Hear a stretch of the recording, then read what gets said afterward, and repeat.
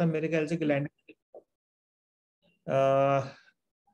Sir ये lecture old के लिए है, सबके लिए, जितने भी बच्चे औरंगाबाद और वुडब्रिज के उनके सबके लिए ये lecture, only for Aurangabad and Woodbridge, this lecture is only for दो स्टूडेंट्स। ठीक है। सच में अच्छा नहीं लग रहा, हॉरर लग रहा, इट्स ओके खुशी, एक दिन थोड़ा सा हॉरर शो कर लेते हैं, डोंट वरी। सच में इतना बुरा लग रहा है क्या? मुझे तो समझ में नहीं आ रहा है, कहाँ यार इतना अच्छा तो लग रहा है। मुझे देखो, पीछे मत देखो, सामने हॉरर आदमी नहीं बैठा है ना, उसको देखो। चलो shall we start, I will start sharing my screen with you all. Sir कोई अचानक से देखेगा तो डर जाएगा। डरने दो, क्या फर्क पड़ता है, अपने को क्या है, तुमको तो पता है ना, तुम मत डरो। उनको बोलना बायो पढ़ रहे हैं हम लोग। चलो दे दिया निशिता, आपको भी दिया। आदित्य आ गया, आदित्य। सानिका वाले में वापस बाहर जाके घूम कर आई है शायद, अभी आई थी वापस आई। डन हो गया। चलो दो लोगों के हाथ अभी भी ऊपर नीचे करो।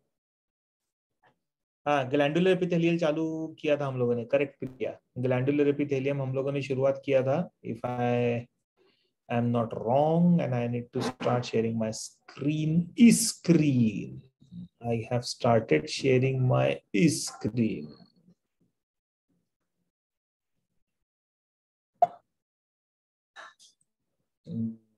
यहाँ तक हो गया था ना?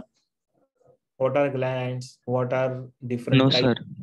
नहीं, We have completed till ciliated epithelium. Yes, sir. ये Cilia. वाला सर कंप्लीट हमने किया ना? सिंपल कॉलमनर एपिथेलियम में सीलिया का वो पूरा पार्ट पढ़ लिया था। हाँ ये वाला ना, दिस वन।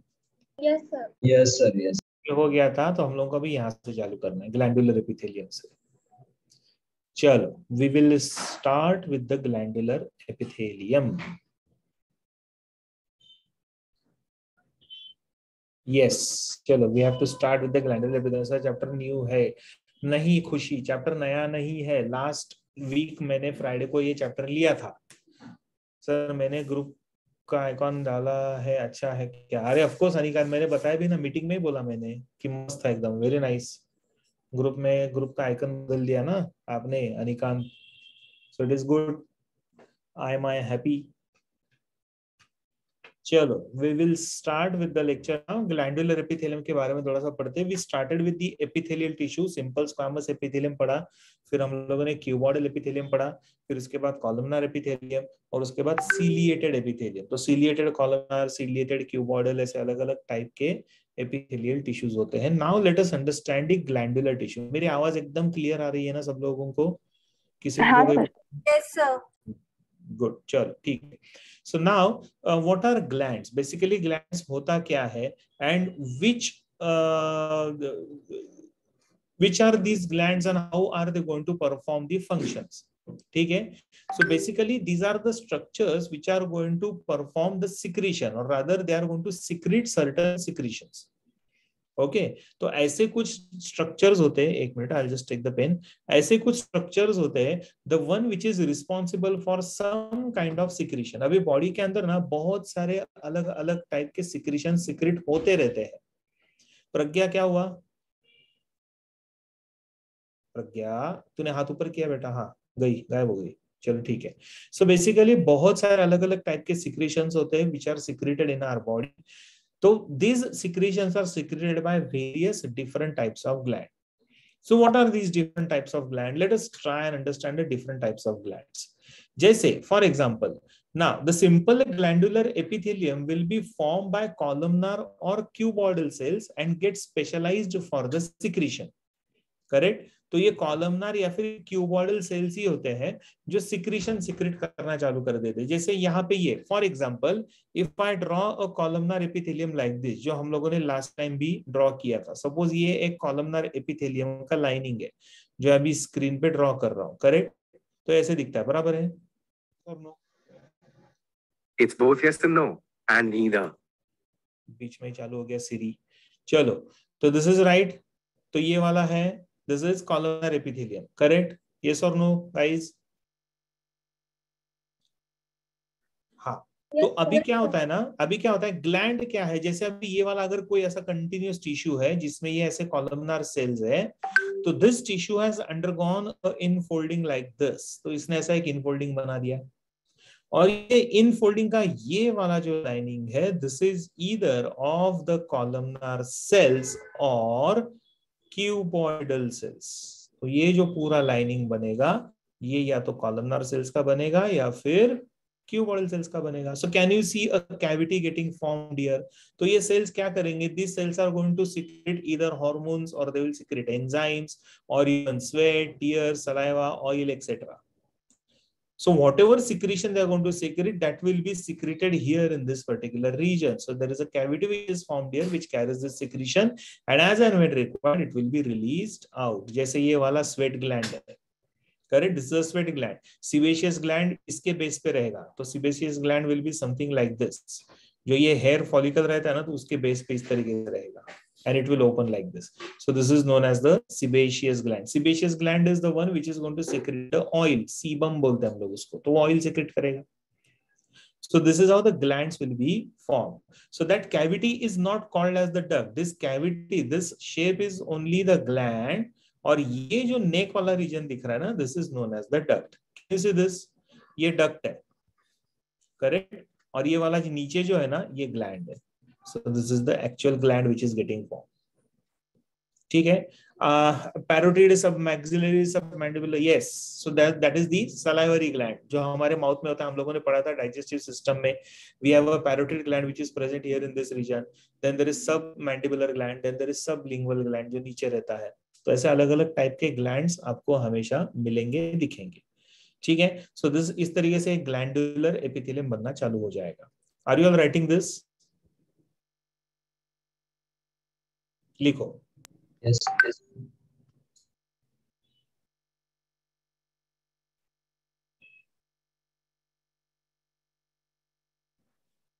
होने के बाद मुझे बोल दो प्लीज, हो गया.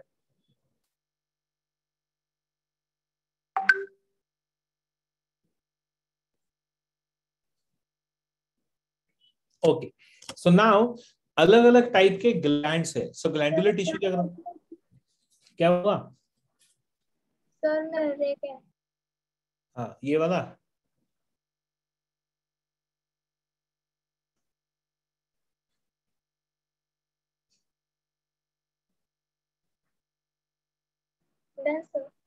done. Chal, good. So now when we talk about the glands, different types of glands are there. तो तीन basic type के glands आते हैं. कौन कौन से? Now this is all on the basis of the kind of secretion they have. जिस तरीके का सिक्रीशन ये लोग सिक्रेट करते हैं वैसा ये ग्लैंड रहेगा. सर फिर ये गैस्ट्रिक ग्लैंड में भी, yes, gastric gland is also same ना अमन, मैंने बताया भी था कॉलमनार सेल्स होते हैं गैस्ट्रिक ग्लैंड के अंदर. तो कोई भी ग्लैंड हो वैसे ही बनेगा. ठीक है, अनलेस इट इज यूनिसेल्युलर, एक ही सेल का बना हुआ. तो तीन टाइप के ग्लैंड्स है based on the kind of secretion they have. जैसे सबसे पहला आता है that's called as the exocrine gland. ठीक है. Second one is known as endocrine gland and the third one is known as heterocrine gland. अभी एक्सो का मीनिंग आता है आउटसाइड और क्राइन का मीनिंग आता है टू सिक्रीट और क्रिनिन. Okay, so it is the secretions are secreted outside. Outside what? Outside the blood. Blood से बाहर in the ducts. Get in this? तो ये जो ग्लैंड के सिक्रीशंस होते हैं, they are not secreted in the blood. Instead, they will be secreted outside the blood in the ducts. इसके लिए उसको नाम दिया है एक्सोक्राइन ग्लैंड. एंडोक्राइन ग्लैंड का एंडो का मीनिंग आता है इनसाइड, क्रेनिन का मतलब आता है सीक्रेट. मतलब ये ऐसे ग्लैंड्स है जो अपना सिक्रीशन कहां सिक्रेट करेंगे? They will secrete their secretion in the blood, जो ब्लड में सिक्रेट करेगा. So can anyone tell me which is the secretion which is directly released in the blood, जो सीधा ब्लड में जाता है? कौन सा सिक्रीशन होता है? एंडोक्राइन नहीं, सिक्रीशन को क्या बोलते हैं? Hormones. Perfect. So they are called as the hormones. So remember, endocrine glands are always going to secrete what? Hormones. तो एक्सोक्राइन सीक्रेट क्या करेगा? Enzymes. Lovely. Exocrine is going to secrete the enzymes, and we all know जैसे gastric juice contains enzyme. कौन सा gastric juice के अंदर कौन सा enzyme होता है? जैसे for example we have hydrochloric acid, we have mucus, we have pepsin or pepsinogen which is an inactive form, correct? तो ये एंजाइम्स है, तो ये ब्लड में जाते हैं क्या? नहीं, ये किधर जाता है? डाइजेस्टिव सिस्टम में, स्टमक के अंदर। क्लियर? तो दिस इज हाउ वी सी। सो हेटेरोक्राइन का मीनिंग आता है, हेटेरो का मीनिंग आता है डिफरेंट, मतलब बोथ द वेज, दोनों। मतलब ये ऐसा ग्लैंड है जो हार्मोन भी सिक्रेट करेगा, यानी इसका एक ऐसा पार्ट रहेगा जो हार्मोन सिक्रेट करेगा, और इसका एक ऐसा पार्ट रहेगा जो क्या सिक्रेट करेगा? एंजाइम। जैसे for example, very good, pancreas. Yes Shraddha, perfect. So it is the pancreas. ये हम लोगों ने ऑलरेडी डाइजेस्टिव सिस्टम में पढ़ा था। पैनक्रियास के दो पार्ट आते हैं, exocrine part, endocrine part. Endocrine part will secrete hormones, insulin, glucagon, somatostatin. Whereas pancreas का जो exocrine part होता है, that is going to secrete what? Pancreatic juice, which contains the enzymes. इस तरीके से ये तीन different types के gland, depending upon the kind of secretion they have. जैसा secretion वो secrete करते हैं, वैसे ये तीन types होते हैं. Please write this down, everyone.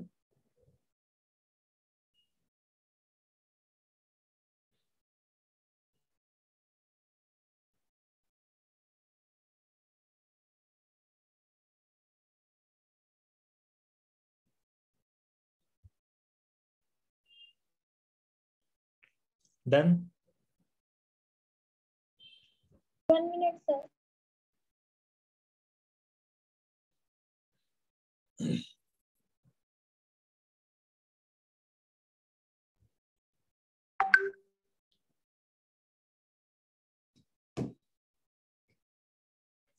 कितना डाउट्स रहता है तुम लोगों को? ग्रुप पे भी कितने डाउट्स पूछते हैं सब लोग? Okay Priya, no problem. Digestion absorption नहीं हुआ तो भी प्रॉब्लम नहीं है, डोंट वरी। ये चैप्टर उससे रिलेटेड नहीं है, so don't worry about that. I am just giving you some examples, ठीक है? फिर भी अगर आपको चाहिए, मैं आपका बाद में लेने वाला हूँ, आप सबका, नए स्टूडेंट जो उनका सबका लेने वाला हूँ। If you want, you can go through the YouTube link. Okay, YouTube पे मेरा अवेलेबल है पूरा।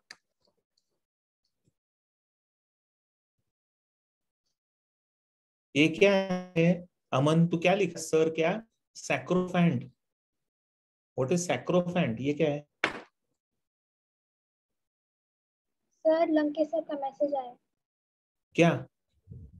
किधर? हाँ, मैंने yes yes yes yes yes, देखा देखा देखा।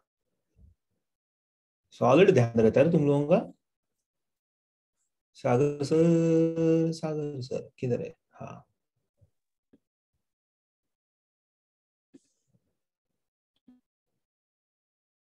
डन सर, कर दिया मैंने, आपको ऑप्शन दे दिया गया है। यस,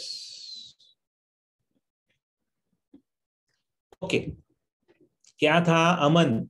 सैक्रोफैंट क्या है? ये सैक्रोफैंट मुझे भी नहीं पता सर। मैंने ये क्वेश्चन वो डाउट सॉल्व में पूछा था। अरे सरफेक्टेंट है वो, बताया ना मैंने। और surfactant is a type of factor.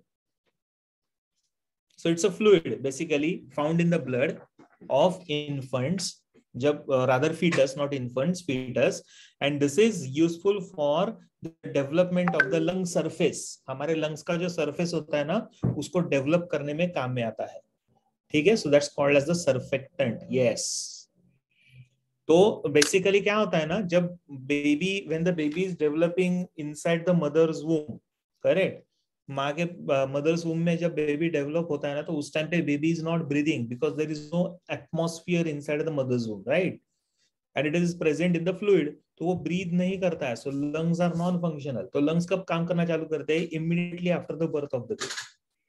तो बर्थ होने के बाद immediately baby starts breathing in, हवा अंदर लेता है। तो हवा अंदर लेने के बाद लंग्स इन्फ्लेट होते हैं and then the breathing sets in. तो ये जो लंग इन्फ्लेशन का जो प्रोसेस होता है ना, so that is done with the help of a surfactant factor. So that will prevent and that will help in development of the lungs and setting in the breathing. ऐसा है. Yes, lecithin is one of the surfactant. श्रद्धा. ठीक है, चलो आगे बढ़ते हैं. So ये I hope everyone has written this. तो next part हम लोग पढ़ते हैं. Now, जैसे मैंने बताया कि दो टाइप का ग्लैंड्स होता है, one is the exocrine, the other one is endocrine. तीसरा जो ग्लैंड है वो मिक्स ऑफ बोथ, यानी एक ऐसा ग्लैंड जिसमें दोनों भी रहेगा. So exocrine gland will always have this portion. This is known as the glandular portion. So that is called as the secretory portion of the gland. And then it's going to have the duct. उसको एक secretory portion रहेगा और एक duct रहेगा. And that is how this particular structure will be seen. तो ये ऐसे structure दिखेगा आपको.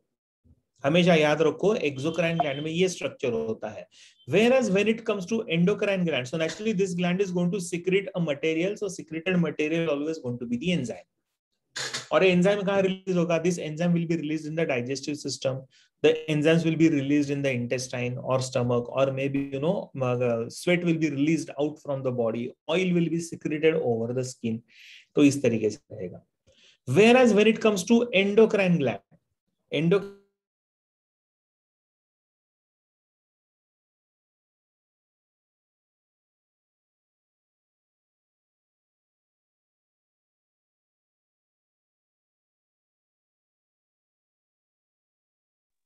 सर आवाज नहीं आ रही है. Yes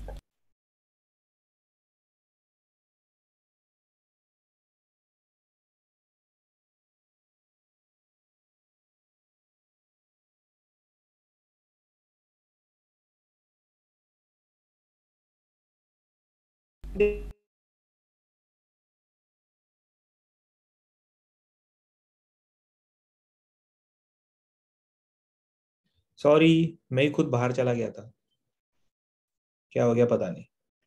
Am I audible? Yes, sir. Yes sir. आ गया. Done. Okay, so I was saying किधर गया मेरा pen?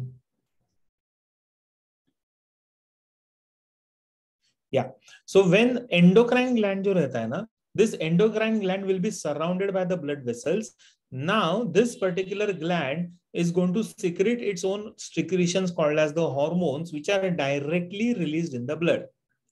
Now because it is released in the blood, therefore we call this as gland of internal secretion. Internal इसके लिए क्योंकि secretion किधर जा रहा है? ब्लड में. यहाँ पे it is known as gland of external secretion. Why? Because the secretions are secreted in the parts other than, or the secretions are released in the duct. ठीक है? As the secretions are released in the duct, therefore we call this as gland of external secretion.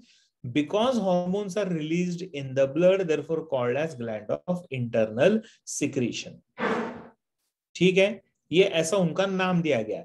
Now, can you see exocrine gland has the duct?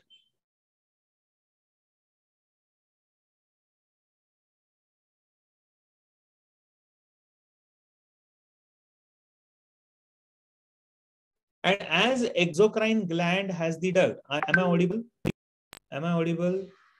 Yes, sir. Yes हाँ, बीच में cut हो रहा है ना. So as gland has the duct, therefore we call this as, this gland can also be called as the gland with the duct.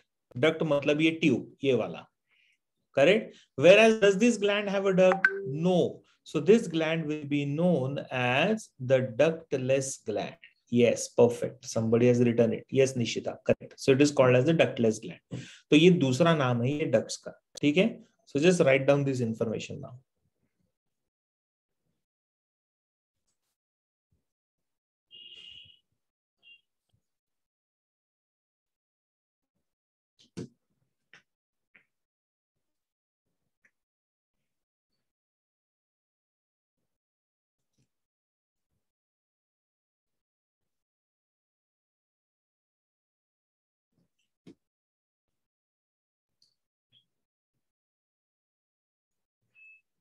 कौन है? संजीवनी. संजीवनी को ने हाथ ऊपर किया है. क्या हुआ संजीवनी? कुछ नहीं, गायब हो गई। Finished, shall we? Sir, please tell endocrine gland once again. Okay, sir, we have to draw this. ऐसा लाइन डायग्राम ड्रॉ करके रखा तो भी चलेगा, no problem. How endocrine gland secrete hormones into the blood. अरे देखो, ये ग्लैंड होता है ना, this is all surrounded by the blood vessel. ये ग्लैंड को ना डायरेक्ट ब्लड सप्लाई नहीं होता है, इनडायरेक्ट ब्लड सप्लाई होता है, लेकिन exocrine gland is directly surrounded by the blood. तो सेल्स जो भी सिक्रीशन सिक्रीट करेगा ना, वो सीधा किधर जाएगा? ब्लड के अंदर। जैसे for example thyroid gland, okay, तो थायराइड ग्लैंड इधर नेक पे रहता है यहाँ पे। तो ये ग्लैंड से ये जो सेल्स कुछ भी, यानी थायरोक्सिन अगर थायराइड हार्मोन ने रिलीज किया ना, तो वो सीधा चला जाएगा ब्लड के अंदर, and it will enter in the blood by the mechanism known as what? It is called as diffusion. तो डिफ्यूजन से ये रिलीज हो जाएगा। Get in this? But that is not the case here. In case of endocrine exocrine glands, this secretion will not be release in the blood. आपने कभी देखा है sweat blood में चला गया? पसीना ब्लड में जाता है क्या कभी? सलाइवा ब्लड में जाएगा क्या? मेरा सलाइवा मेरे ब्लड में चला गया, ऐसा होता है क्या कभी? नहीं, it will never happen like this. Correct? और कभी ऐसा नहीं होगा कि थायराइड ग्लैंड ने डायरेक्ट रिलीज किया और ये पूरा थायरोक्सिन जो हार्मोन है वो ऐसा बाहर आ गया नेक से। Not possible. नहीं तो थायरोक्सिन हार्मोन मेरे मुंह में आ गया, ऐसा भी नहीं होगा कभी। It will never happen like this because they are known to release their secretion in the blood by the mechanism known as diffusion. तो डिफ्यूजन से ये रिलीज होगा। ठीक है, आगे बढ़े। Shall we? Yes, the boys and the Yes, girls. sir. बोलो बोलो, बात करते रहो। अच्छा, अभी ये बेसिक डिफरेंस है, कुछ पॉइंट्स आप लोगों ने ऑलरेडी लिख लिया है। So exocrine gland is always with the duct, whereas endocrine gland is without duct, so we call that as ductless gland. Exocrine gland will produce the enzyme, endocrine gland will produce the hormones. Enzymes are carried by the ducts. मतलब enzyme कहाँ release होता है? Ducts में, और duct से फिर एक particular organ में या फिर कैविटी में रिलीज होगा। एंडोक्राइन ग्लैंड में hormones are carried directly by the blood, वो सीधा ब्लड में जाएगा। Exocrine glands are known as glands of external secretion. इसका रीजन मैंने दिया, why they are called as external secretion. This is known as gland of internal secretion. Examples आप ले सकते हो एक्सोक्राइन ग्लैंड का। Liver is the largest exocrine gland. along with the liver we are going to have the sweat gland, tear gland and salivary gland. Similarly, endocrine में भी largest endocrine gland होता है, that is called as the thyroid gland. Pituitary is the smallest endocrine gland and adrenal gland, etc. So these are the typical examples of endocrine glands. Very important, ये question भी दिमाग में रखना बहुत जरूरी है, difference between exocrine and endocrine glands. Please write this down. Oh.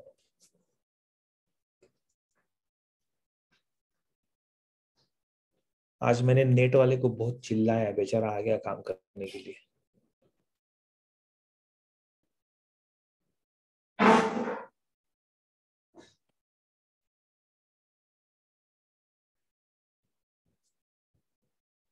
Finished? No sir. No, sir. हाँ, लिखो लिखो लिखो, I am waiting.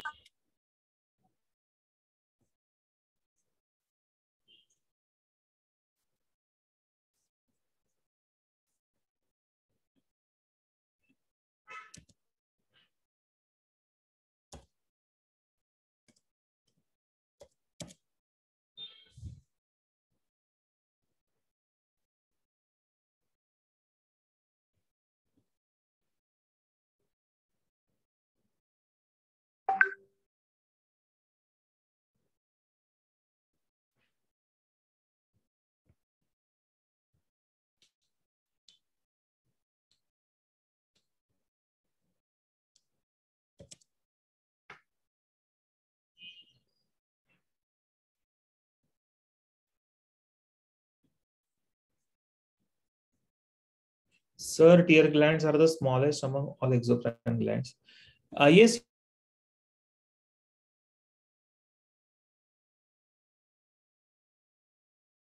Done, sir. Done, sir. Done, sir.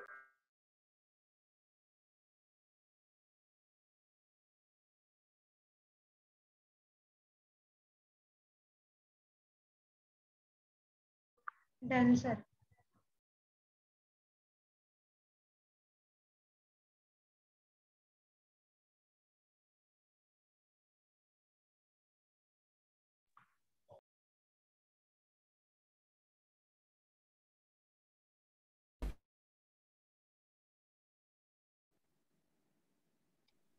Done, sir.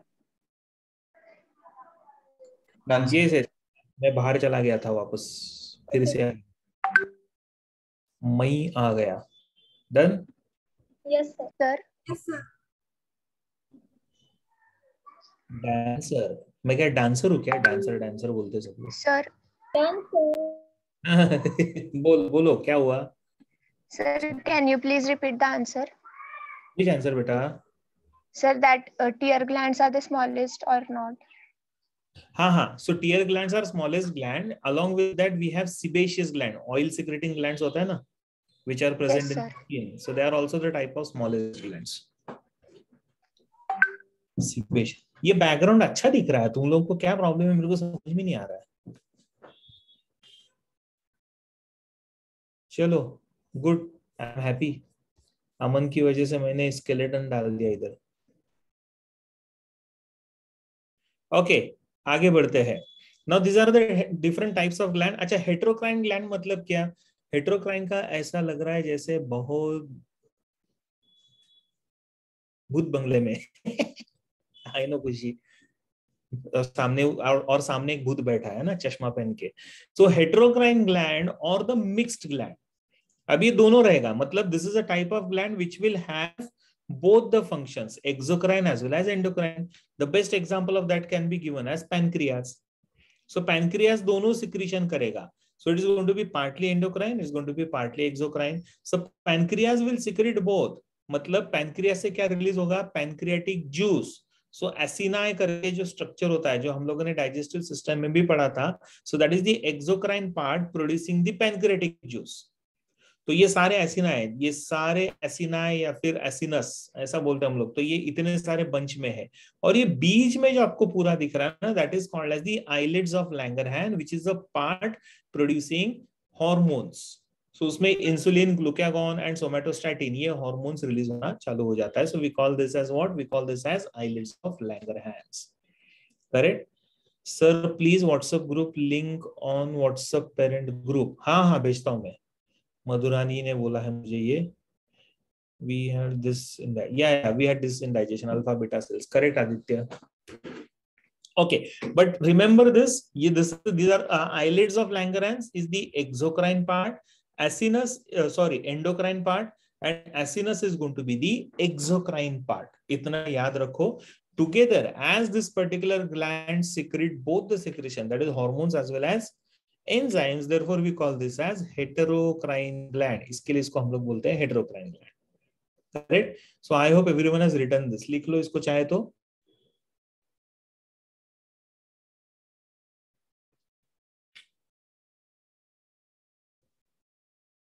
Finished? Sir, last slide, please.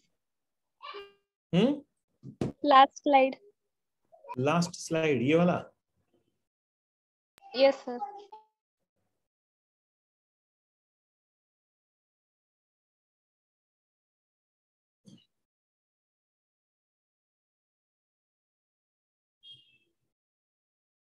Done, sir. Okay.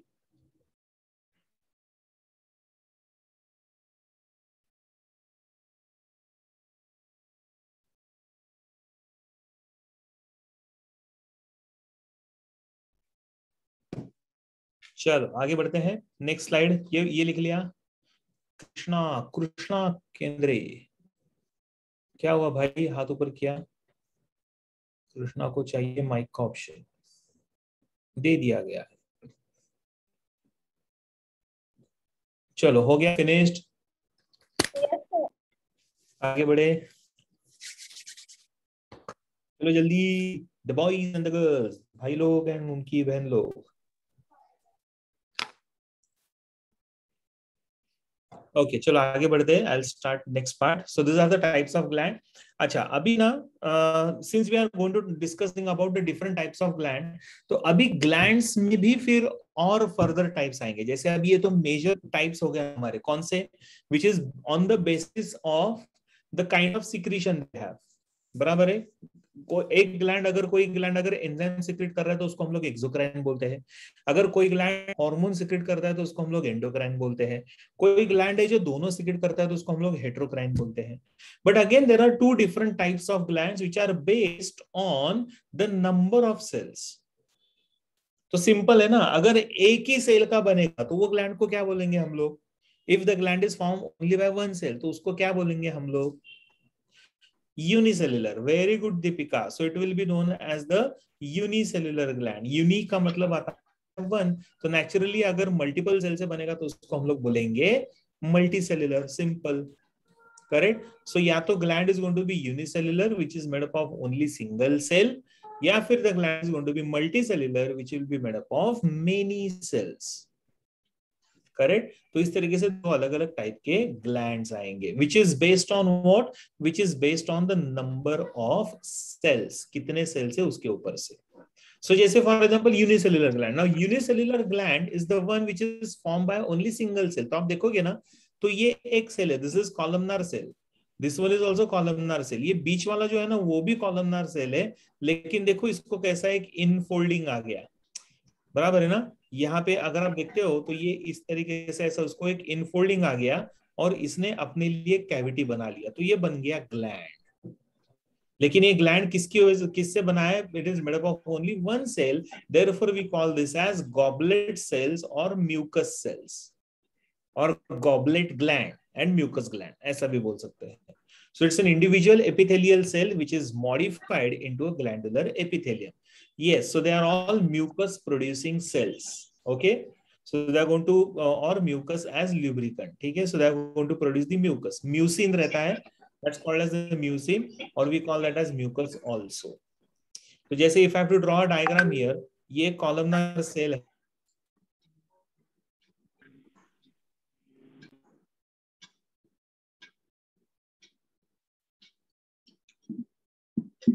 और फिर से यहाँ पे एक दूसरा ग्लैंड रहेगा लाइक दिस। करेक्ट। तो ये वाला जो बन गया हमारा unicellular. Am I audible? Hello. Yes, sir. Yes, sir. So this one is known as the unicellular. Correct. Sir, last slide, please.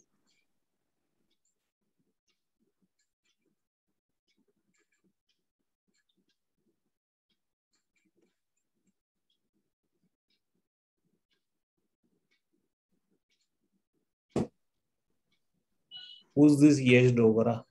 अपने क्लास में है क्या? Am I audible? Yes, am sir. I audible? Yes, sir. ठीक है, Sir, ठीक है, last ठीक है, slide, ठीक है। please. लास्ट स्लाइड, हाँ दिखाता हूँ, ये वाला।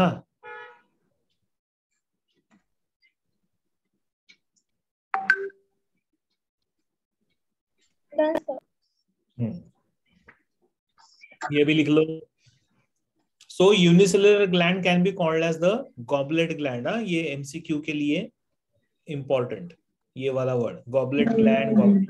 डायग्राम डायग्राम निकाल लो, लाइन डायग्राम निकाल के रखो ताकि आपको समझ में आएगा। ठीक है। Okay, sir.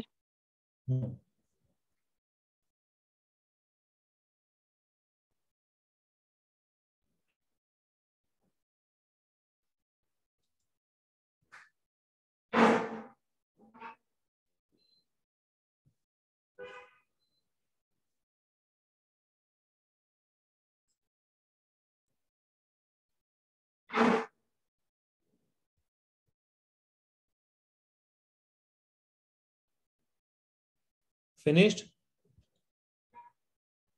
Done done done. No, sir. 1 minute.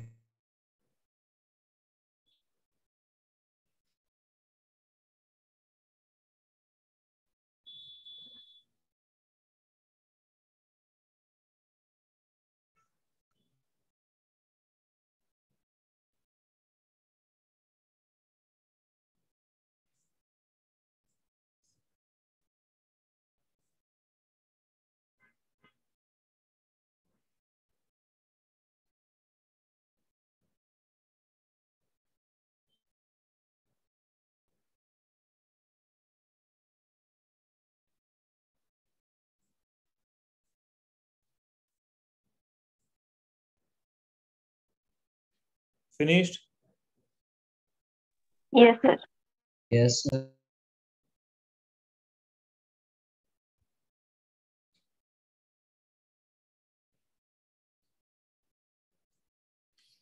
Okay.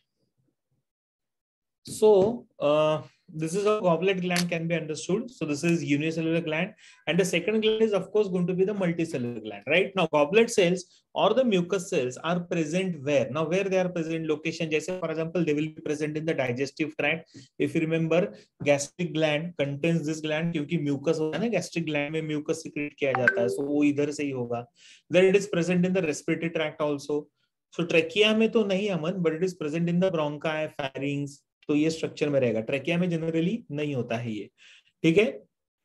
Then urinary tract, जैसे किडनीज रहेगा, यूरिनरी ब्लैडर या फिर यूरेटर, तो उसके अंदर ये सिक्रीशन सिक्रेट करने के लिए ग्लैंड्स सेल्स रहेंगे. Plus reproductive tract, male and female reproductive tract, तो इसमें भी आपको ये वाला ग्लैंड मिलेगा, गॉबलेट सेल्स और म्यूकस सेल्स. कौन सा स्लाइड ये वाला दिया? एग्जांपल चाहिए, लोकेशन ये वाला रेस्पिरेटरी ट्रैक्ट है. तो सिर्फ ये सेंटेंस लिखो, गॉबलेट सेल्स और mucus cells are present in the digestive tract, they are present in the respiratory tract, comma urinary tract and comma reproductive tract. ठीक है. This is the location of the goblet cells और mucus cells. ठीक है. Clear everyone? Sir, gonads are basically the reproductive, primary reproductive organ. So जैसे यहाँ पे ovary है या फिर इधर टेस्टिस है, so that's called as the gonads. They are the primary reproductive organ. लेकिन organ के साथ glands भी रहेंगे ना. Gonads are also heterocrine gland. Correct. Gonads are known to produce hormone.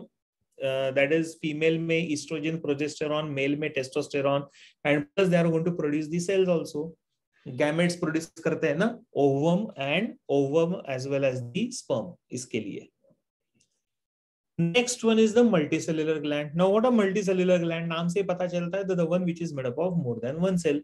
So large number of glandular cells aggregate, सारे के सारे cells एक साथ जमा होके they start forming a microscopic और a macroscopic structure. Like for example, अभी this microscopic can be observed under the microscope. Macroscopic meaning can be observed through the naked eyes. Like for example, salivary gland.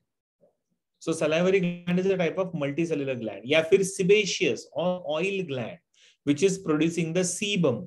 जो sebum produce करता है. Can you see this gland? ये छोटा सा gland है, इधर देखो, है ना, हेयर फॉलिकल के बाजू में. So that is the sebaceous gland. So ये भी क्या प्रोड्यूस कर रहा है? This is also type of multicellular gland producing the sebum. Sweat gland जो यहाँ पे देखो, ये वाला ग्लैंड. ठीक है. So this gland is going to produce the sweat. So this is also a type of multicellular gland. Liver, which is considered as the largest exocrine gland, a type of multicellular gland. एक cell से बना हुआ है, multiple cell से बना हुआ है. So this is another example. So multicellular gland, ये सारे एग्जांपल्स है. लीवर होगा, देन आपका जैसे स्वेट ग्लैंड रहेगा, सीबेशियस ग्लैंड रहेगा, सलाइवरी ग्लैंड रहेगा. All these glands are considered as the multicellular gland. For that matter even gastric gland, which is also type of multicellular gland. Correct. Now multicellular glands के भी अलग अलग types है. Sir last slide. कौन सा? ये वाला लीवर. सर तीन ये और पीछे सर. ये yes sir.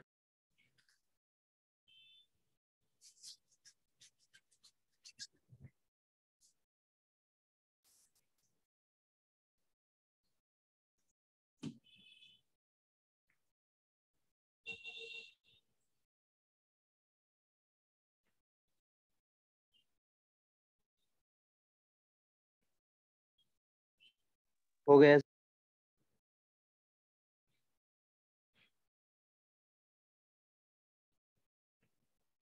Sir next slide. हाँ हाँ, ये एग्जांपल में उन्होंने दिया है सलाइवरी ग्लैंड. हाँ, दिस इज नेक्स्ट स्लाइड.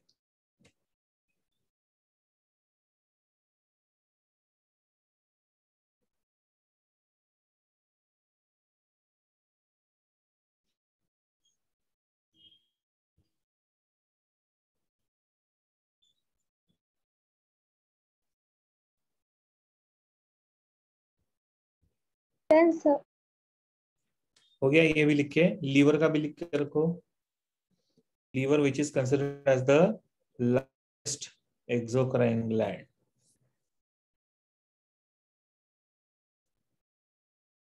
अरे अमन क्या हो रहा है, लास्ट स्लाइड, हाँ ये ले।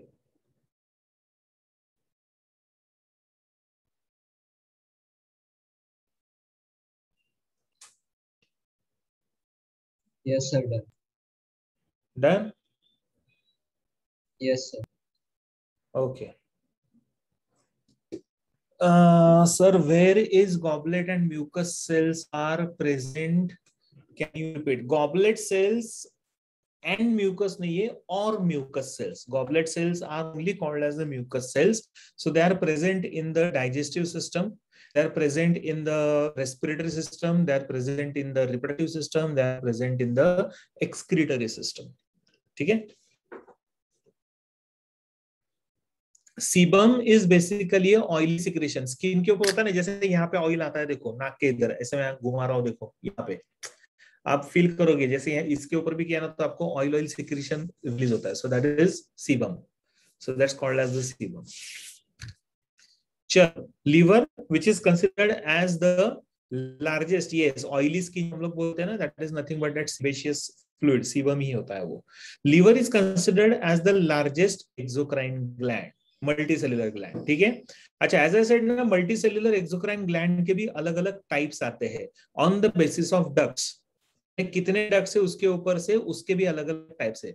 Oil secretion gets more activated in teenage, या Aditya, and that is basically because oil secretion, sebaceous gland का जो स्टिमुलस होता है ना, that is through the reproductive this hormone, that is testosterone और ईस्ट्रोजन एंड प्रोजेस्टेरोन, तो उसकी वजह से ऑयल सिक्रेशन उस टाइम पे ज्यादा रहता है। एक बार बॉडी और सिस्टम सेट हो गया तो उसके बाद वो कम हो जाता है नेचुरली, ठीक है ना। On the basis of duct we have different types of exocrine gland. तो सबसे पहला आता है unbranched, मतलब ये जो duct है इसका क्या हो गया इसको अभी, हाँ सॉरी,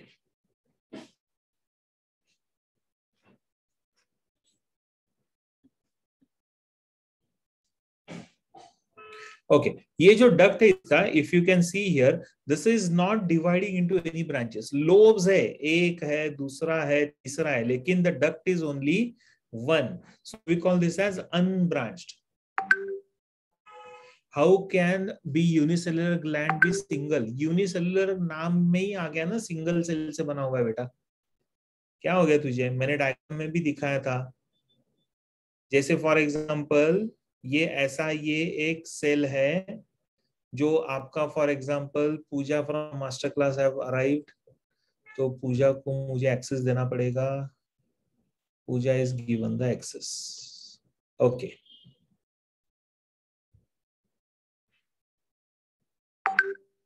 हाँ, पूजा चली गई है पैनलिस्ट में, ओके। सो ये एक सेल है, थोड़ा ध्यान दे इधर, क्या नाम इसका, वैष्णवी, ये एक सेल है, तो सपोज ये दूसरा जो सेल है ना, this has undergone infolding like this, इसका एक ऐसा इनफोल्डिंग हो गया, तो ये एक सेल बन गया, ये तीसरा सेल है, ये चौथा सेल है, फिर से अगर कोई एक सेल का ऐसा इनफोल्डिंग बन गया लाइक दिस, तो ये ऐसे ग्लैंड बन गया। तो यहाँ पे सिक्रीशन रहेगा, इधर सिक्रीशन रहेगा, इसका न्यूक्लियस इधर, इसका न्यूक्लियस इधर, इसका न्यूक्लियस इधर, इसका इधर, इसका इधर, तो ये क्या बन गया, ये जो ग्लैंड्स बन रहे हैं, ये कौन से ग्लैंड बन रहे हैं, यूनिसेल्युलर। क्लियर वैष्णवी? वैष्णवी समझ में आ रहा है? हाँ, गुड, तो Vaishnavi has got it sir, got it. ये ना बीच में ही मेरा चलता नहीं है, बीच में ही चलता है, आई डोंट नो व्हाई।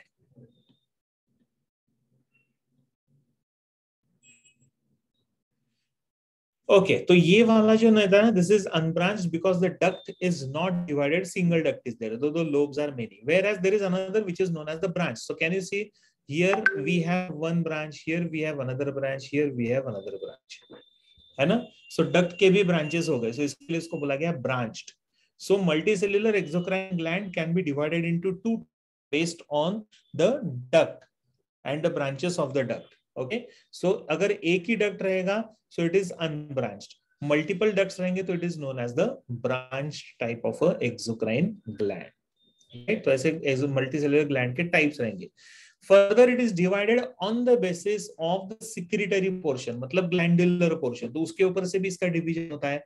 जैसे for example we have this is simple exocrine gland, क्योंकि एक ही लोब है यहाँ पे, है ना, इसके लिए simple. And this is compound, can you see multiple lobes are formed here and then they are giving rest to the gland, so it is known as the compound. So duct के ऊपर based रहेगा, so it is known as, जैसे ये वाला भी है ना, यहाँ पे ये एक डक्ट है, ये दूसरा डक्ट है, ये तीसरा डक्ट है, मतलब ये भी कौन सा टाइप का ग्लैंड हो गया, ब्रांच्ड कंपाउंड ग्लैंड।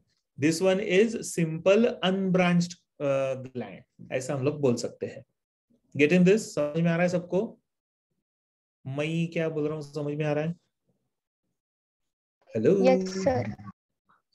बात करोगे तो बात बनेगी। सर ब्रांच्ड और कंपाउंड ग्लैंड में क्या डिफरेंस है? अमन वही तो है ना डिफरेंस। कैन यू सी, अभी ब्रांच्ड ग्लैंड में लोब्स भी मल्टीपल ही रहेंगे ना, तो लोब्स को सिर्फ अगर हम लोग देखते हैं, this is the secretory portion, ये वाला, तो ये एक सिक्रीटरी पोर्शन है, ये एक दूसरा सिक्रीटरी पोर्शन है, ये तीसरा है, तो ये क्या बन गया, मल्टीपल सिक्रीटरी पोर्शन है, इसके लिए उसको नाम क्या दिया, compound. But it is going to be branched also ना। अमन समझ में आ रहा है?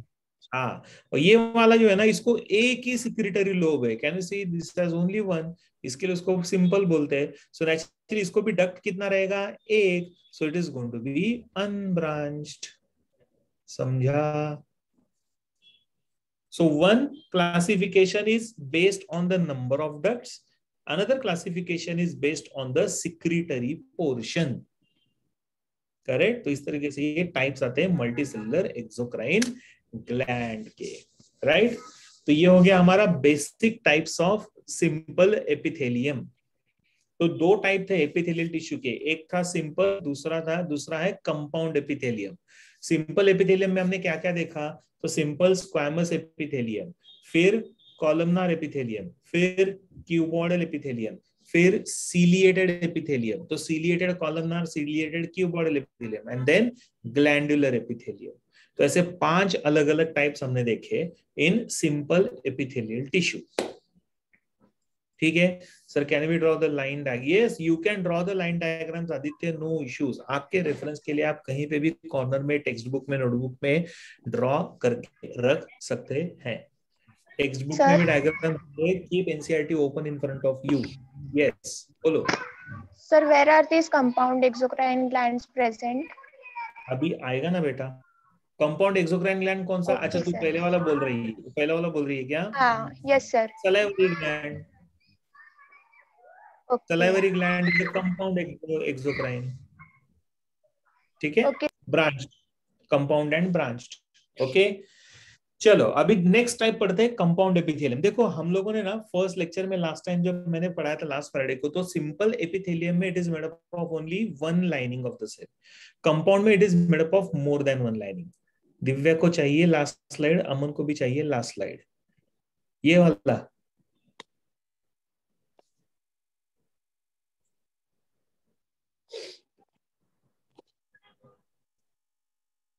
लिख लो। आकाश का माइक कहाँ है? माइक चालू इधर आ। हाँ, बंद हो गया। हो गया लिख के सबका? इसके पहले का, खुशी को इसके पहले का चाहिए, ये वाला।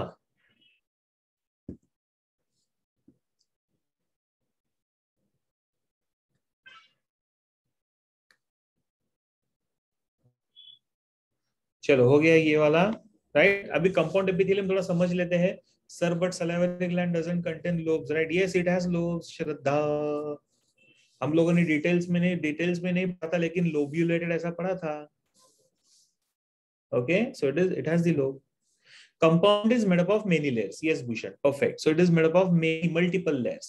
So it is composed of 2 or more layers of cells. Okay, जैसे simple epithelium में it has only 1 layer, compound में it has 2 or more than 2 layers. So that is known as the compound epithelium. Now it is present in the places where body linings have to withstand wear and tear. जैसे for example skin, हमारा skin का जो surface होता है ये ऊपर का, skin के दो पार्ट्स आते हैं. Outer lining is known as epidermis, नीचे जो रहता है उसको हम लोग बोलते हैं डर्मिस. सो एपिडर्मल सेल्स जो होते हैं ना, they are basically formed by the compound epithelium. Why? Because they have to withstand wear and tear. मतलब जो भी डैमेज होता है या डिस्टर्बेंसेस आता है, डिस्ट्रक्शन होता है, तो उसको विथस्टैंड करने के लिए कंपाउंड एपिथेलियम फिर काम में आएगा. So this is a very important point of compound epithelium. Please right this down.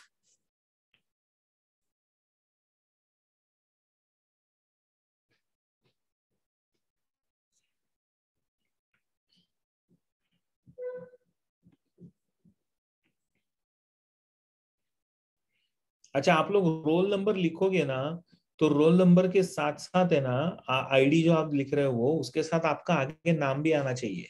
Now I can see AU02 MA31 ऐसे 31 ऐसा स्टूडेंट है, तो आपका नाम लिखो बेटा आप सामने.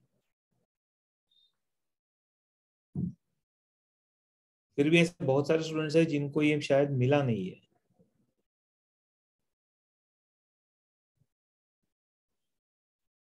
वुडरिच के कितने बच्चे हैं, हाथ ऊपर करो. ये रोल नंबर डालना जरूरी है. पर हम वुडरिच students please raise your hand.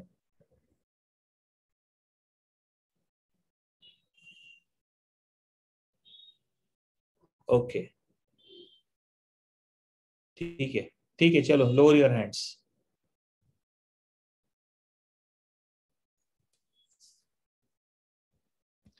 ठीक है,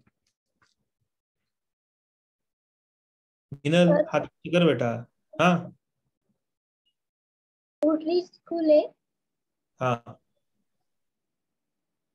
सर मैं पूछ रही थी वुडरिच स्कूल है कि कॉलेज? कॉलेज है. ओके चलो आगे बढ़ते हैं. सो नाउ जैसे हमने बताया compound epithelium basically is useful for preventing the wear and tear. So normally ये कहाँ पे रहेगा, तो नॉर्मली इट इज प्रेजेंट, जैसे मैंने बताया, स्किन एपिडर्मिस, अपर लेयर जो रहता है ना स्किन का, that is basically made up of this. तो इसको ना एक बेसिक लाइनिंग रहता है, क्योंकि मल्टीपल लाइनिंग से बना हुआ है ना. सो जो बेसमेंट मेम्ब्रेन रहेगा, बेसमेंट मेम्ब्रेन के ऊपर एक लाइनिंग रहेगा, that's known as stratum germinativum और also known as the Malpighian layer. तो सबसे नीचे वाला जो सेल का लाइनिंग रहेगा, this is this, and this layer which can be with. अच्छा, अभी ये कैसे रहता है, this is usually cuboidal epithelium. ये वाला जो लाइनिंग होता है ये जनरली क्यूबॉइडल एपिथेलियम का रहेगा या फिर कॉलमनार एपिथेलियम का रहेगा, डिपेंड्स ऑन द साइड. तो ये जो पूरा लाइनिंग रहेगा नीचे वाला, सिंगल लाइनिंग है, सबसे नीचे वाला, उसको नाम दिया स्ट्रैटम जर्मिनेटिवम और Malpighian layer. And this is the only lining which can undergo cell division. तो अगर आप देखोगे तो ये वाला point. So these layer of cells can divide and form the above layer. तो क्या होता है, ये जो लेयर है ये डिवाइड करके ऊपर चला जाएगा. अच्छा, जैसे ये ऊपर जाना चालू हो जाएगा तो ये जो सेल्स है वो कन्वर्ट हो जाते हैं क्यूबॉइडल सेल्स में. तो मतलब स्ट्रैटम जर्मिनेटिवम मतलब जो सबसे नीचे वाला लाइनिंग है सेल का, वो अगर कॉलमनार सेल्स का बना हुआ है, वो मल्टीप्लाई होके जब ये सेल्स ऊपर आएंगे और ऊपर आएंगे, so they start becoming cuboidal cells. तो बीच में क्यूबॉइडल सेल्स है, लेकिन सबसे ऊपर आप देखो, एकदम ऊपर का ये वाला लाइनिंग, तो ये लाइनिंग क्यूबॉइडल एपिथेलियम का लग रहा है क्या? नहीं, ये लग रहा है फ्लैट एपिथेलियल सेल्स की तरह. So that is known as squamous epithelium. तो सबसे ऊपर का जो लाइनिंग रहेगा that will be squamous epithelium, flat epithelial cells. And this particular lining is known as the horny layer which is formed by the dead cells. और ये horny layer के ऊपर एक लेयर आ जाता है of the keratin. So it is known as keratinized. ये ऐसा पीछे क्यों गया रे? एक मिनट, लेट मी चेक.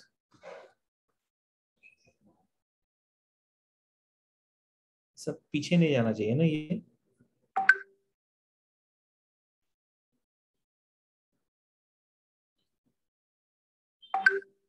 एक मिनट, इसको कहाँ एडजस्ट करूँ, किधर एडजस्ट कर लेता हूँ. ओके ओके, सो नाउ फिर से एक बार समझ लो अच्छे से जो मैं अभी बोल रहा हूं आपको। Basement membrane will be there, common रहता है, जो हर एक सेल को रहता है वैसा इसको भी बेसमेंट मेम्ब्रेन रहेगा।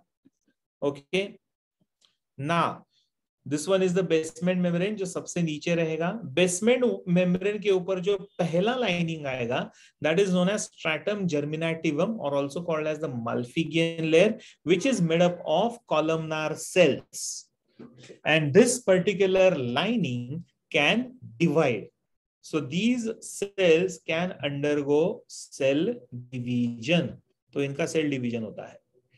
उसके बाद उसके ऊपर जो लाइनिंग आता है दैट इज क्यूबॉइडल, मतलब कॉलमनर सेल्स धीरे धीरे ऊपर शिफ्ट होंगे, डिवाइड होके, तो वो क्या बनाएंगे, क्यूबॉइडल सेल्स।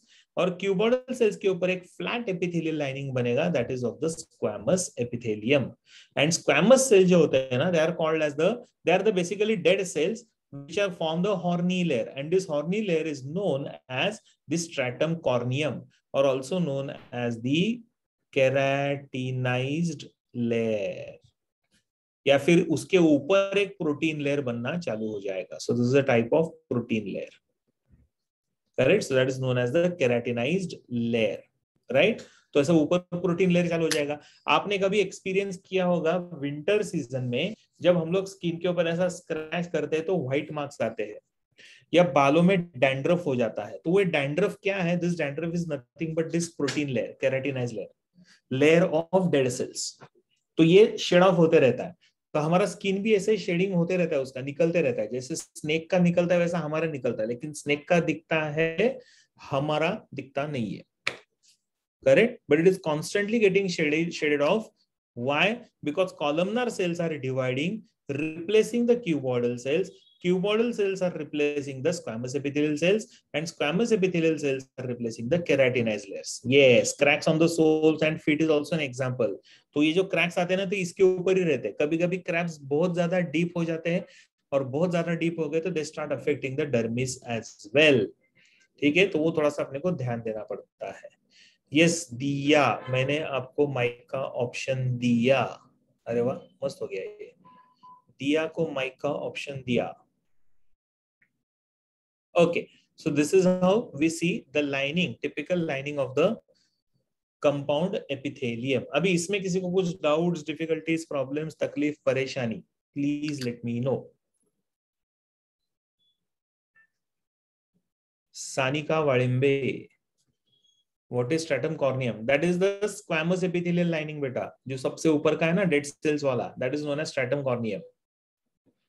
सानिका को मैंने ऑप्शन दिया है, माइक का ऑप्शन दिया है। Sir please right that properly, protein. ये कितना बोल रही है सर, आपका हैंडराइटिंग बहुत गंदा है, जरा अच्छे से लिखो, सुधर जाओ।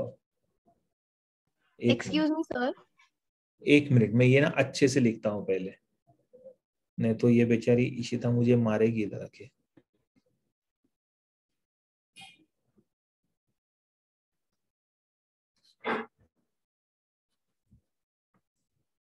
हाँ बोलो, कौन बोलता था? Excuse me sir. sir, that stratum corneum is same as the keratinized layer, right?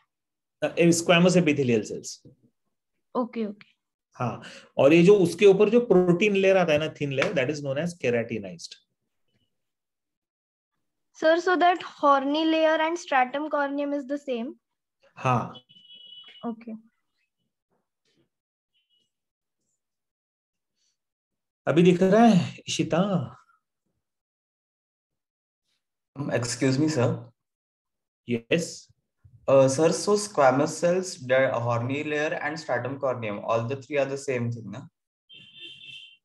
Stratum क्या क्या क्या, फिर से बोल। Sir, ये जो squamous cells का जो layer है Yes, ऊपर का, squamous cells, horny layer and stratum, they are the same, अलग अलग नाम दिया उनको। okay sir.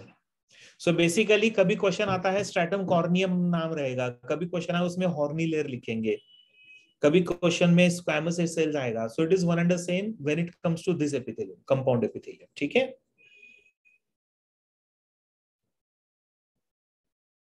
चल भी आगे बढ़े। Yes sir. नहीं सर, बस समझ नहीं रहा चाहते, वो हैंडराइटिंग का था। चलो एनीवे, नाउ कंपाउंड एपिथेलियम की दो अलग अलग टाइप आएंगे। ऋषिकेश ने हाथ ऊपर किया है, क्यों? Rishikesh, Rishikesh More, done. Okay, so इसके भी टाइप्स आएंगे। जैसे for example we have stratified epithelium and then we have transitional epithelium. तो अभी तक जो हम लोग पढ़ रहे थे, that's a type of stratified epithelium. So skin is an example of this stratified. So based on the nature of cells of the outermost layer, सबसे बाहर का जो लेयर होता है, तो उसके ऊपर से टाइप आना चालू हो जाएगा। So there are 3 types of stratified epithelium. कैसे? जो सबसे ऊपर का, जैसे मैंने केराटिनाइज्ड बोला ना, so that is a type of stratified epithelium. तो ऐसे 3 टाइप आएंगे। कौन कौन से? तो सबसे पहला आएगा स्क्वैमस स्ट्रैटिफाइड, जिसमें सिर्फ ऊपर का लाइनिंग किसका रहेगा? स्क्वैमस एपिथेलियम का। फिर उसके बाद आएगा क्यूबॉइडल स्ट्रैटिफाइड, जिसमें सेल्स कौन से रहेंगे? क्यूबॉइडल एपिथेलियम के। या फिर आएगा कॉलमनार स्ट्रैटिफाइड, जिसमें सेल्स कैसा रहेगा? कॉलमनार सेल्स, यानी ऊपर का जो लाइनिंग रहेगा वो कॉलमनार सेल्स का रहेगा। करेक्ट? सो ऐसे करके 3 अलग अलग टाइप के स्ट्रैटिफाइड स्क्वैमस एपिथेलियम आएंगे, और rather we can say stratified compound epithelium, not squamous but the compound epithelium.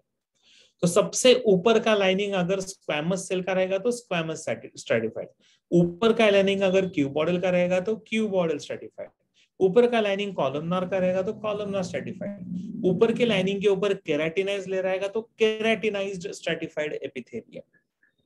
ठीक है? सो इस तरीके से ये अलग अलग टाइप्स आएंगे। Whereas this is transitional epithelium, which is also known as the stretch epithelium. इसको हम लोग पढ़ते हैं बाद में।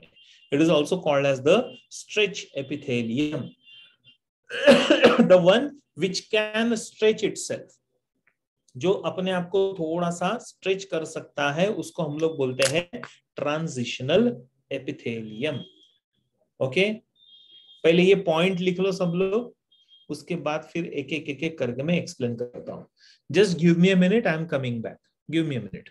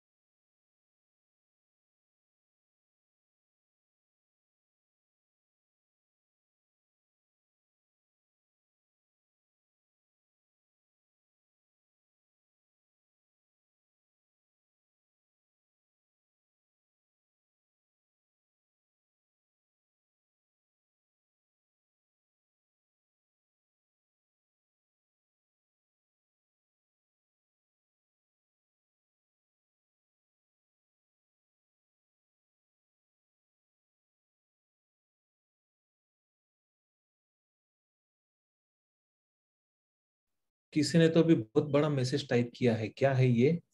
सर, जब मैं 5th स्टैंडर्ड में था तब मैं खेलते खेलते गिर गया और मेरे पैर से बहुत ब्लीडिंग हो रहा है था।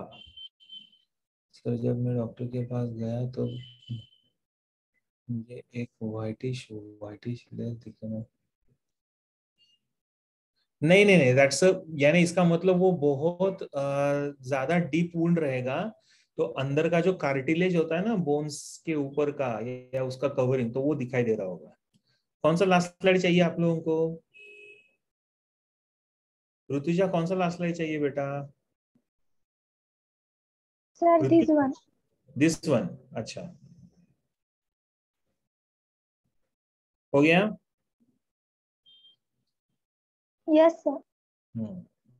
तो ये 3 टाइप हो गए, स्ट्रेच एपिथेलियम हो गया, स्ट्रेच एपिथेलियम डिस्कस करते हैं ना।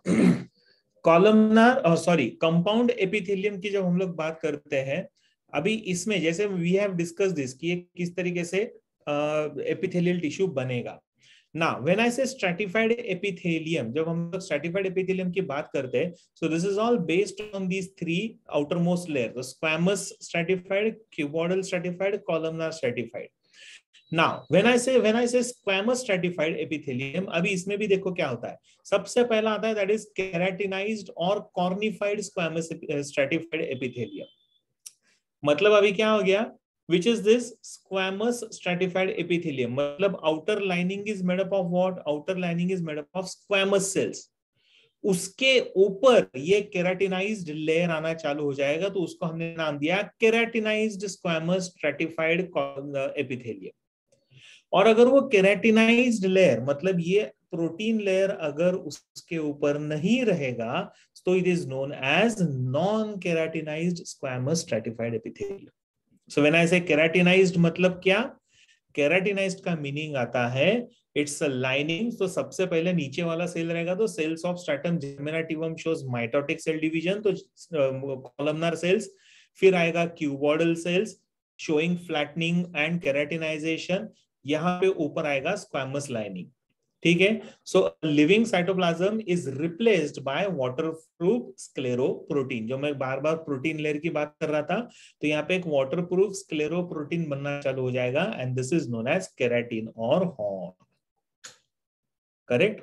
तो ये सबसे ऊपर का लेयर कौन सा है? ये सबसे ऊपर का लेयर है, this is SQUAMOUS, squamous epithelium. Correct. और इस स्क्वैमस एपिथेलियम के ऊपर और एक नॉन सेल्यूलर सिक्रीशन आ गया। So living cytoplasm is replaced by waterproof scleroprotein. तो ये प्रोटीन लेयर बनना चालू हो जाएगा, that is known as keratin. इसके लिए उसको नाम दिया है केराटिनाइज्ड स्क्वैमस स्ट्रैटिफाइड एपिथेलियम। सबको समझ रहा है मैं क्या बोल रहा हूं? Yes sir. नीचे का सेम है, सिर्फ ऊपर फर्क क्या आ गया? प्रोटीन का लेयर आ गया जो प्रोटेक्शन का काम करेगा। तो प्रोटीन का लेयर आता है जिसको हम लोग क्या बोलते हैं? केराटिन। तो इसके लिए उस सेल को नाम दिया केराटिनाइज्ड स्क्वैमस स्ट्रैटिफाइड एपिथेलियम। ठीक है, लिख रहे हैं ना सब लोग? Yes sir. और लास्ट स्लाइड। कौन सा लास्ट स्लाइड? ये वाला?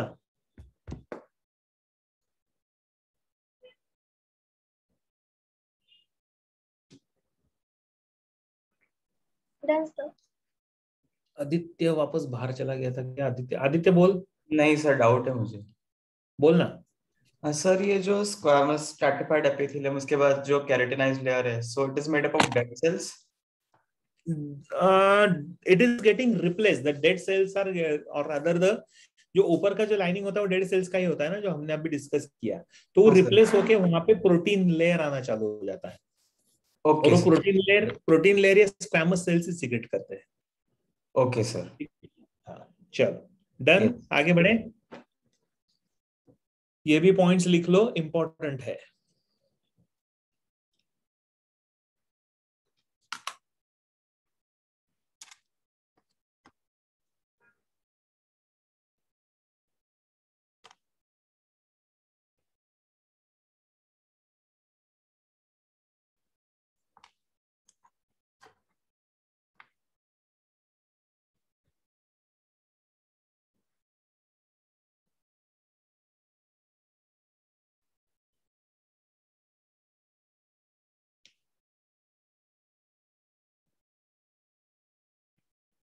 हो गया तो बोल दो मुझे, हाँ please.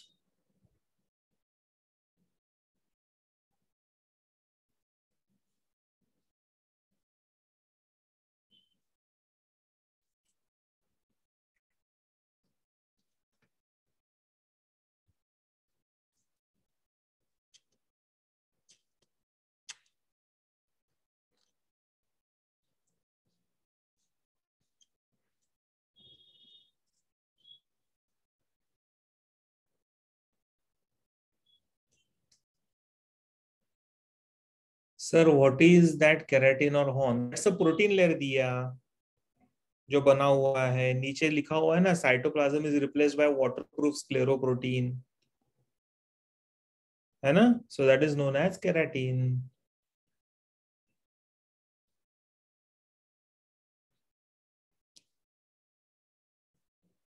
Finished? Yes, sir. Yes Sure. Sir. आगे बढ़ते हैं.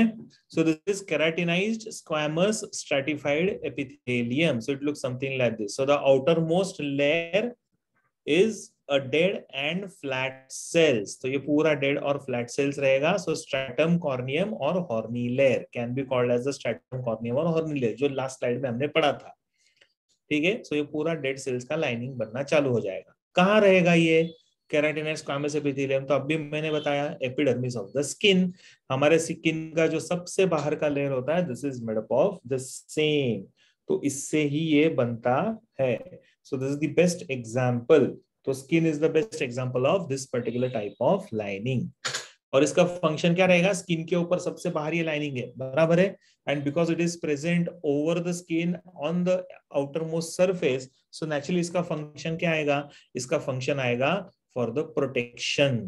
ठीक है. So it helps in protection and prevent protection from the mechanical injuries. Plus it also prevents the water loss. Correct. Evaporation या फिर water loss directly through the cells will not take place because we have a lining of the layer. तो पूरा एक ऐसा lining बन जाता है, layer बन जाता है प्रोटीन का. इसके लिए वाटर लॉस भी नहीं होगा. Correct. So this is the function of the keratinized squamous stratified epithelium. Done? No sir. हाँ हाँ, लिखो लिखो.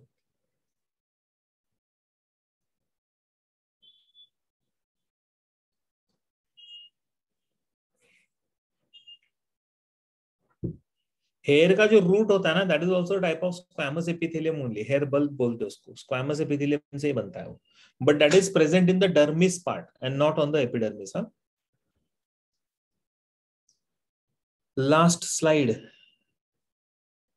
दिया को चाहिए. लास्ट स्लाइड ये वाला दिया.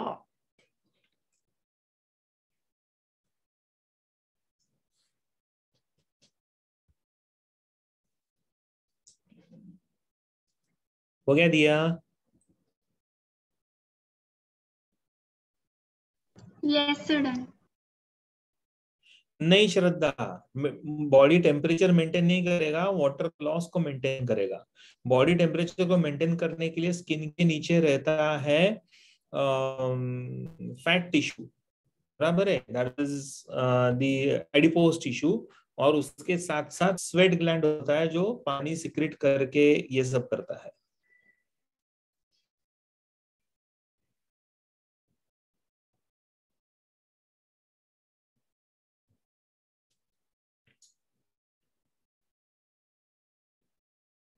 एक मिनट. हाँ,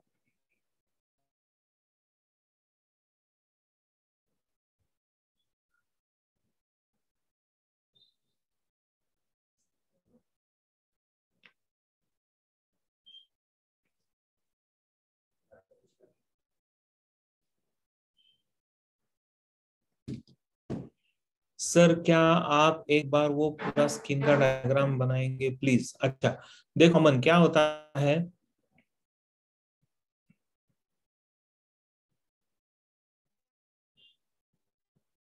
ये हो गया पढ़ के. हाँ, तो अभी देखो क्या होता है. For example we have a basement membrane. ये बेसमेंट मेम्ब्रेन है. बेसमेंट मेम्ब्रेन पे ये कोलमनार सेल्स है, तो इसको क्या नाम दिया हम लोगों ने?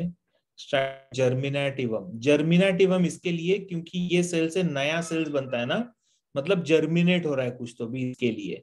फिर इसके ऊपर ऐसे क्यूबॉइडल सेल्स लाइनिंग आएगा. करेक्ट. सो ऐसे क्यूब लाइक और क्यूबॉइडल सेल्स का लाइनिंग आएगा, राइट. सो क्यूबॉइडल एपिथेलियल सेल्स, तो ये ऐसा ओके. और इनको अपना खुद का न्यूक्लियस रहेगा जो सेंटर में रहेगा. ओके, इसके ऊपर फिर फ्लैट एपिथेलियल सेल्स का लाइनिंग आना चालू हो जाएगा, which is the squamous epithelium. तो ऐसा स्क्वैमस एपिथेलियम का लाइनिंग आएगा, करेक्ट।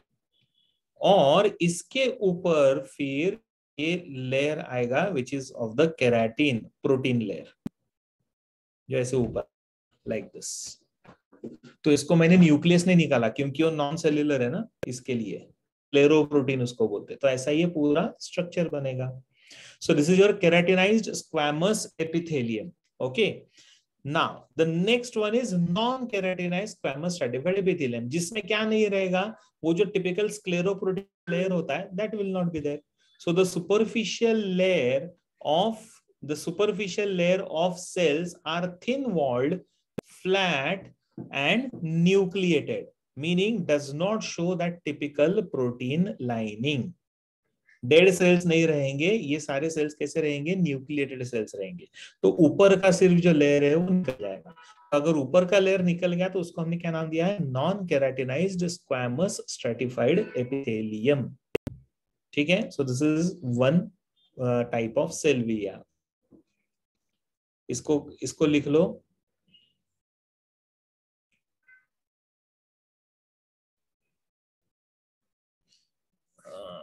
चलो डन।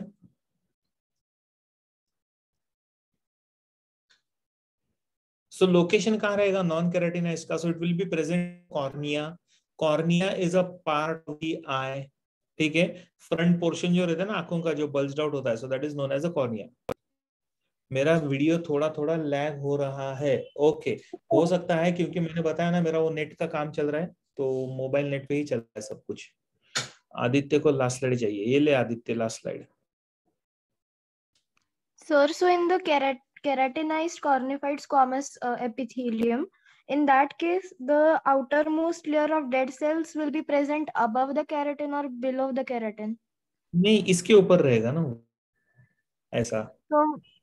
So outermost layer के नीचे keratin will be present. Keratin is the upper most, सबसे ऊपर, उसके ऊपर कुछ नहीं है, उसके नीचे स्क्वैमस सेल्स रहेंगे। Sir, so we have written that the outermost layer of dead and flat cells, so that is what then?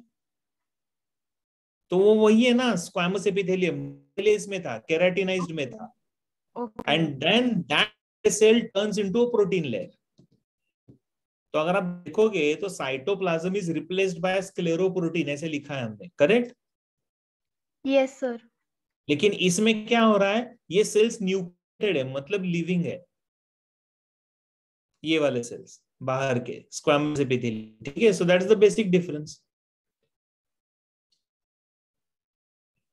Sales ही रिप्लेस होना चालू हो जाएंगे by a scleroprotein layer, so the cells they become and then they start getting replaced as the scleroprotein. ऐसा है, that is Yes, sir. that is stratified पहले वाला, sorry keratinized, this is non keratinized.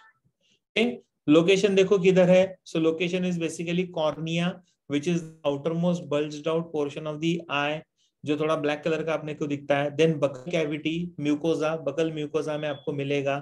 Then on the we are going to have non-keratinized squamous stratified epithelium, जो टंग के ऊपर रहेगा, cornea, buccal cavity, tongue, plus lining of the lower part of the pharynx, which is like oropharynx, जिसको हम लोग बोलते हैं, तो वो वाला पार्ट।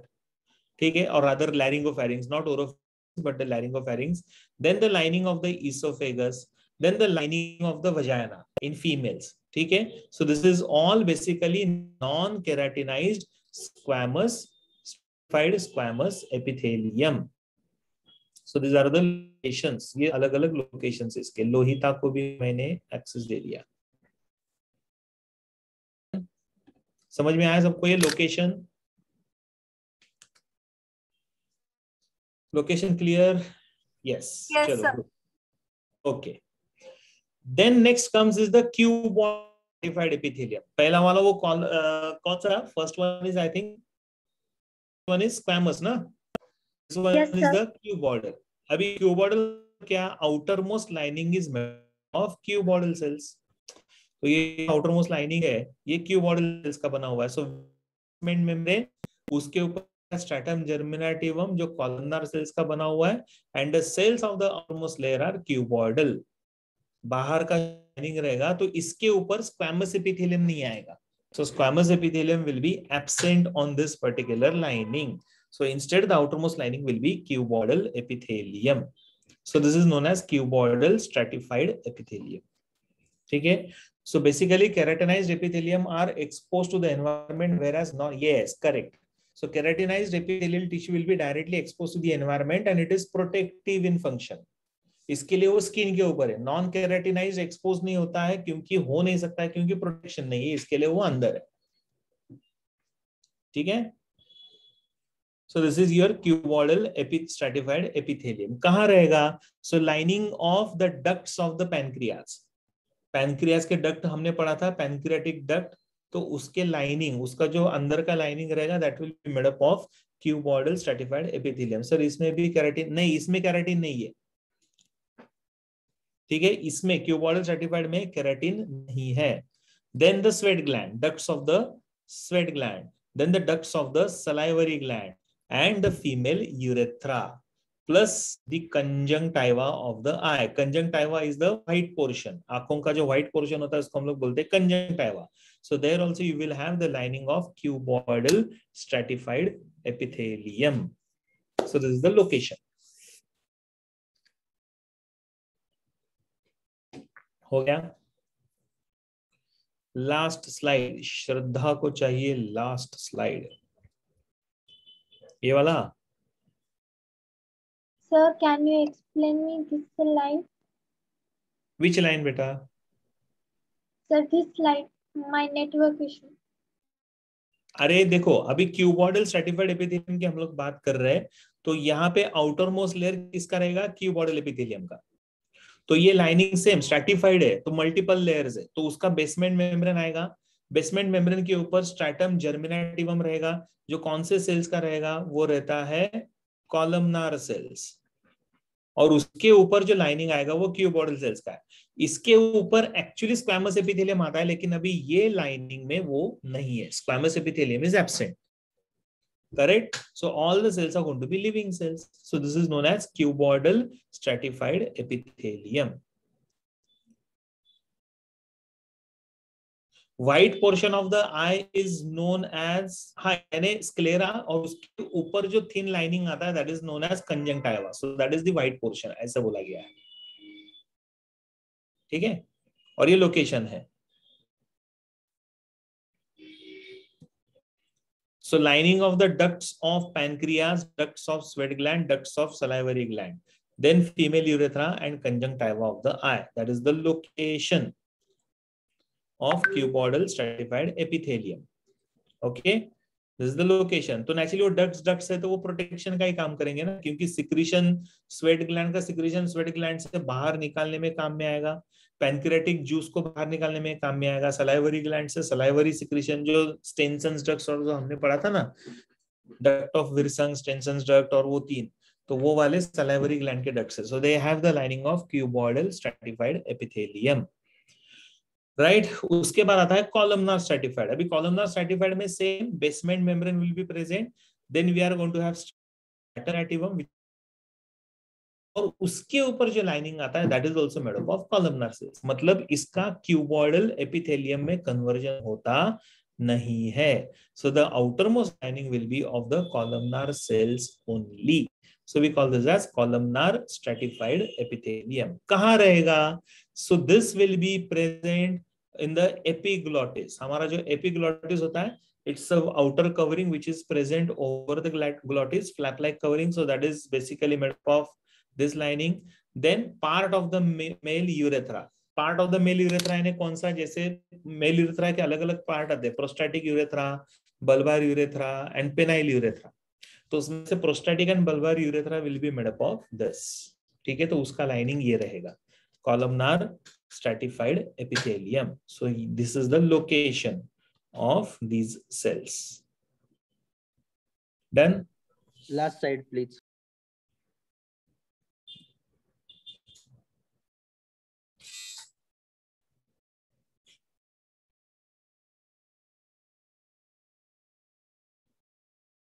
Finished? Yes, sir.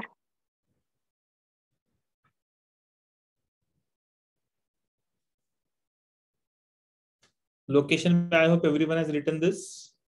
अच्छा, next one is the ciliated columnar stratified epithelium. अब ये क्या रहेगा? What this will be then? Ciliated columnar stratified epithelium. मतलब outermost lining will be made up of what? Very good, Nishita. Ciliated columnar epithelium. तो उससे बनेगा. So they will have the cilia. So that is the only difference. So outermost layer will be formed of columnar cells, and these columnar cells will show the cilia. ठीक है, ciliated columnar cells रहेंगे. बाहर का lining cilia. तो same पहला वाला जो columnar stratified epithelium था वैसे ही रहेगा, सिर्फ फर्क ये रहेगा कि उसके ऊपर cilia रहेगा. तो कहाँ रहेगा? So it will be present on the lining of the soft palate. ऊपर का जो आता है portion that is, तो वहां पे ये रहेगा. Plus it will be present in the lining of the larynx. तो laryngeal lining में भी ये रहेगा. So that you know larynx में क्यों रहता है? It can push the foreign material out from the larynx. So उसके लिए ciliated columnar stratified epithelium वहां पे रहेगा. So this is the location of this particular lining. Okay? लिख लो इसको. सर यूविला पे नहीं, यूविला नहीं है, सॉफ्ट पैलेट. यूविला नहीं, यूविला की बात नहीं कर रहे. यूविला का lining I think squamous epithelium का और म्यूकस सेल्स का है. Sir last slide. क्या रे तुम लोगों को लास्ट स्लाइड लगता है ये वाला? Yes sir, done. डन. ये हो गया लिख के? Yes sir. Yes, sir. Good. Now the next one is the transitional epithelium. ये L इधर भी चाहिए था, वो नीचे चला गया. It's called as transitional epithelium or also known as the stretch epithelium. नाम से ही पता चलता है. The epithelium which can stretch itself, जो अपने आप को थोड़ा सा stretch कर सकता है. तो हमारे बॉडी में ऐसे कौन से ऑर्गन होते हैं या फिर कौन सा स्ट्रक्चर होता है जो एक्सपांड होता है? Can anyone tell me? Okay, lungs, very good. Then yes, Aditya, lungs, very good. Heart, okay, fine, heart. Then stomach, नहीं आदित्य, stomach expand नहीं होता है. चलो ठीक है, फिर भी lips, why lips? ये क्या है? Diaphragm नहीं, muscles नहीं, muscles भी नहीं. Have you ever heard the names like urinary bladder? Uterus. Yeah, very good. Uterus, urinary bladder, वो कैसे स्ट्रेच हो जाते हैं ना. अभी आप इमेजिन करो कि हर एक ऑर्गन का अंदर का लाइनिंग अगर स्क्वैमस एपिथेलियम का रहेगा और उसमें से यूरिनरी ब्लैडर जिसके अंदर यूरिन जमा होता है, तो वो धीरे धीरे बढ़ते जाएगा ना. अगर वो धीरे धीरे बढ़ते गया तो नेचुरली क्या हो जाएगा? द यूरिन जमा हो रहा है तो उसका साइज बढ़ते जा रहा है. और अगर एपिथेलियम अपने आप को स्ट्रेच नहीं कर पाएगा तो अंदर से एपिथेलियम फट जाएगा. इसके लिए we have specialized lining here, that is transitional epithelium. Stomach में वैसा नहीं होगा श्रद्धा, बिकॉज स्टमक में there is peristaltic movement. Sir upper part of urethra भी होता है ना? अपर पार्ट ऑफ यूरेथ्रा में नहीं, I think, I don't think so. Stretch epithelium उधर नहीं रहेंगे. यूरेटर्स है एग्जांपल, थोड़ा ध्यान दो. अभी इधर यूरेटर्स में आपको मिलेगा. Ureter is the one which carries the urine. Then urinary bladder, जो मैंने अभी आपको एग्जांपल दिया, यूरिनरी ब्लैडर में भी ऐसा स्ट्रेचिंग होता है. इसोफेगस में भी नहीं होगा क्योंकि इनमें सब में क्या हो रहा है? Contraction and relaxation. इसके लिए ठीक है. Yes, it can be present. Stretch epithelium can be present in the uterine lining also. किधर गया मेरा पेन? या ठीक है. So womb या फिर यूटरस में भी ये stretch epithelium का लाइनिंग रहेगा. ओके, समझ में आ रहा है? So that is the location. और इसका काम क्या होता है? To stretch itself. तो ये सेल्स इस तरीके से बनते हैं कि वो अपने आप को स्ट्रेच करना चालू कर देंगे so that they will not break. अंदर का लाइनिंग ब्रेक होता नहीं है, फटता नहीं है. So that is the work of the transitional epithelium. ठीक है. गुड. नहीं, वुमन यूटरस इज सेम बेटा. Womb is a English terminology, common terminology. Uterus is the medical name for the same organ. ठीक है इशिता? डन. चलो अभी एक important part आता है. Now this important part is basically the special modifications of the epithelial tissue. Very important structure. इसमें कुछ junctions भी है, देखो tight junction है, then desmosomes है, gap junctions है, तो ये सब हम लोगों को पढ़ना है कि exactly है क्या ये सब चीजें. But let us understand the special modifications of the epithelial tissue. क्या modification? अच्छा, modifications क्यों आते हैं? Modifications will come only when the functions are modifying. So just to make sure that they do the required necessary function, the modifications will take place. So what are the special modifications? तो सबसे पहला आता है that is known as the pigmented epithelium. अभी नाम से ही पता चलता है, the one which is going to secrete the pigments. तो इसके लिए इसको नाम दिया pigmented epithelium. Second one is known as the sensory epithelium, the one which carries the nerve endings. तो उसको नाम दिया है sensory epithelium. And the third most important which we have is the pseudo-stratified epithelium. मतलब it appears like a stratified but it is not stratified. Stratified का मतलब क्या आता है? The one which is made up of more than two linings, two layers. लेकिन यहाँ पे ये दिखता है वैसा लेकिन होता नहीं है, इसके लिए उसको बोला गया है pseudo मतलब false. तो ऐसे तीन important modifications है: pigmented epithelium, sensory epithelium and pseudo-stratified epithelium. चलो let us understand one by one. सबसे पहला आता है pigmented epithelium. अभी pigmented epithelium में पहला टाइप कौन सा है? So pigmented cuboidal epithelium, ये सबसे पहला टाइप है. अभी इसमें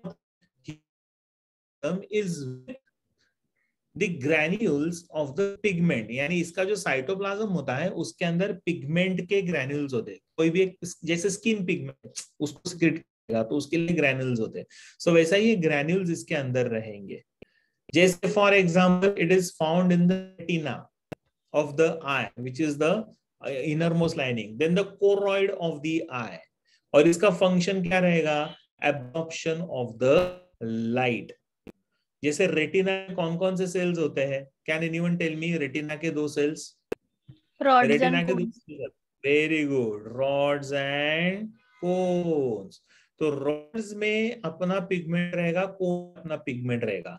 so the pigment which is secreted by the rods is rhodopsin, RHODOPSIN, rhodopsin. Pigment secreted by the cone cells is iodopsin. So ये दो टाइप के पिगमेंट्स आते हैं, one is rhodopsin and the other one is iodopsin. फिर ये pigment कौन secrete करेगा? तो ये वाला. So it is known as pigmented cuboidal epithelium. समझ में? Clear everyone? Students, एक मिनट है जरा, give me a minute.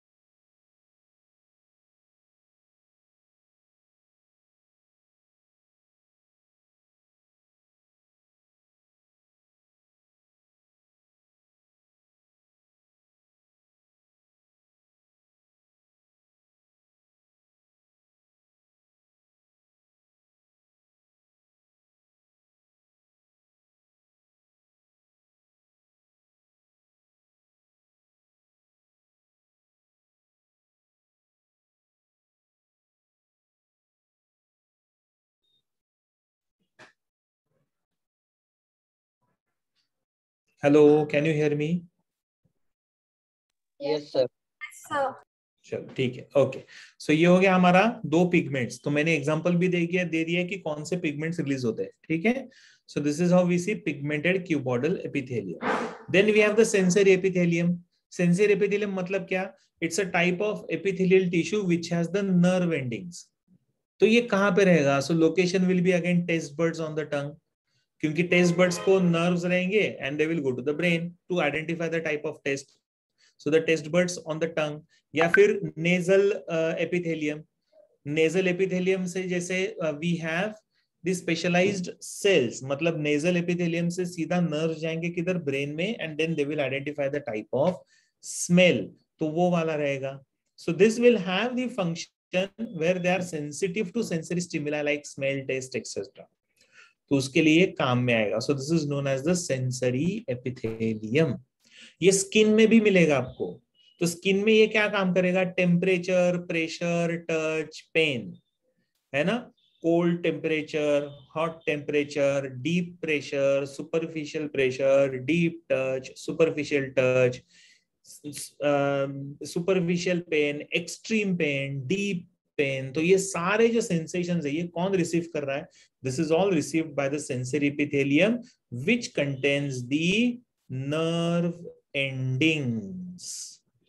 और ये नर्व एंडिंग्स क्या करते हैं? This nerve endings will receive the sensation from the external environment, carries it to the brain, and brain will identify the type of sensation. Yes, olfactory nerve is responsible for sense of smell, which is present in the nose. So olfactory epithelium in itself is the sensory epithelium, Aman. ठीक है, समझ में आया?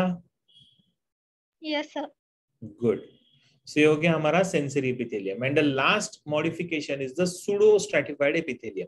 अभी usually it is columnar cells. Pseudo का मतलब आता है false, correct. So single layer of columnar cells is present. Columnar cells में आपको ये दिखेगा, लेकिन अगर आप देखोगे ना तो कॉलमनार सेल्स का साइज अलग अलग है। ये थोड़ा सा बड़ा है, ये थोड़ा सा छोटा है, ये और ज्यादा छोटा है। तो ऐसा लगता है कि मल्टीपल लेयर से बना है, लेकिन ये कितने लेयर से बना है? एक ही लेयर से बना है। The only difference is that the layers, the cells are not having same size and shape, so they appear basically two layered or more than two layered structure, and that is why, since it appears like that but it is not like that, therefore we call this as pseudo stratified epithelium.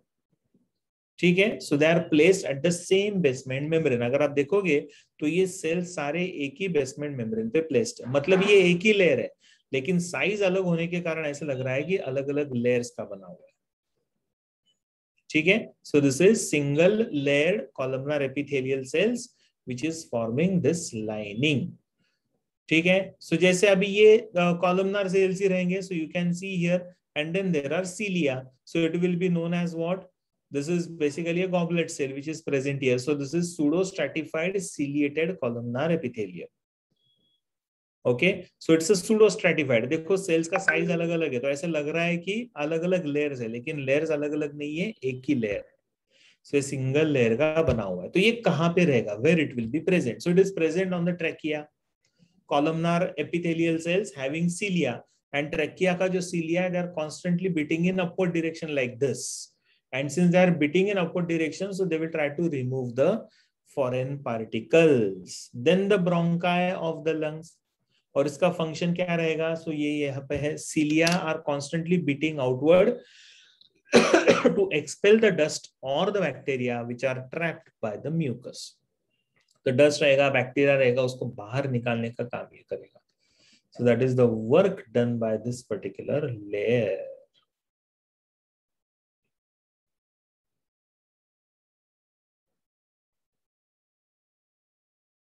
Done? No, एक sir. Minute. अच्छा, लिखो लिखो.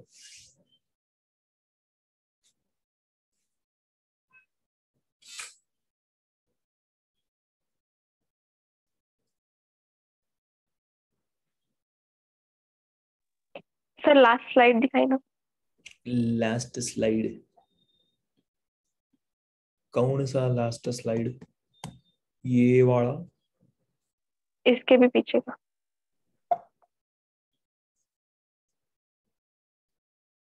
This one. Yes sir.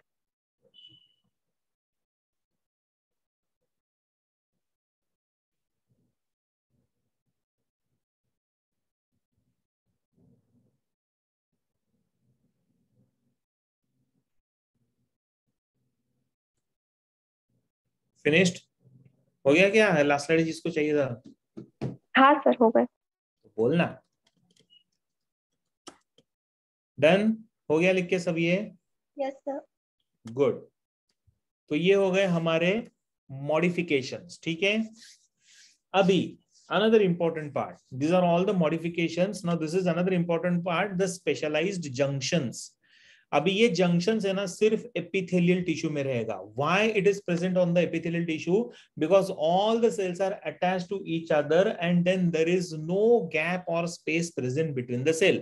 Intercellular space is absent, and because they are all connected to each other, so they should remain tightly adhered to each other. तो उसके लिए ये कुछ specialised junctions आते हैं। तो कौन कौन से जंक्शंस आते हैं? तो सबसे पहला, now they provide structural and functional link between the cells. Number of cells रहेंगे, उनके बीच में स्ट्रक्चरल और फंक्शनल लिंक मेंटेन करने का काम करेगा स्पेशलाइज्ड जंक्शन। जैसे for example we have first junction called as the tight junction, second one is known as the gap junction, and the third most important is known as the desmosomes. Okay, पहला junction कौन सा है? First junction is the tight junction, second junction is the gap junction, and the third junction is the desmosome. Let us understand one by one. एक एक करके हम लोग समझते हैं कि इसका मतलब क्या है और ये होता क्या है। दिया कौन सा लास्ट स्लाइड चाहिए बेटा आपको? ये वाला? ये क्या है? इसमें कुछ लिखने जैसा है नहीं।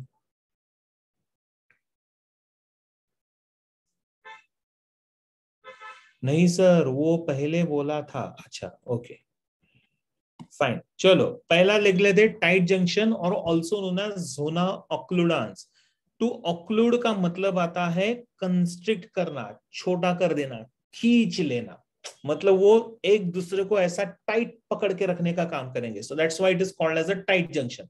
सेल्स को हिलने नहीं देंगे अपने पोजीशन से, so that is why it is called as a tight junction. They are found in the apical region. Can you see this? Cell के अपाइकल मतलब ऊपर वाले रीजन में आपको ये जंक्शन मिलेगा, and it forms the closest contact between adjacent cells known in nature. सबसे close contact इनका रहता है। They are so extremely close to each other, एक दूसरे को ऐसा टाइट पकड़ के रखने का काम करेंगे। So that's why it is called as a tight junction. So they stop the substances from leaking across the tissues. किसी भी सब्सटेंस को ये बाहर निकलने ही नहीं देगा। सो इस तरीके से ये एक दूसरे को हेल्प करेंगे, एक दूसरे के साथ अटैच्ड रहेंगे। So it is known as the tight junction. So it will not allow the substances to leak out from the cells. Is it clear? Yes sir. Good, इसको लिख लो। ये सब एमसीक्यू के लिए इंपॉर्टेंट पार्ट है। NEET में इसके ऊपर बहुत सारे क्वेश्चंस आते हैं।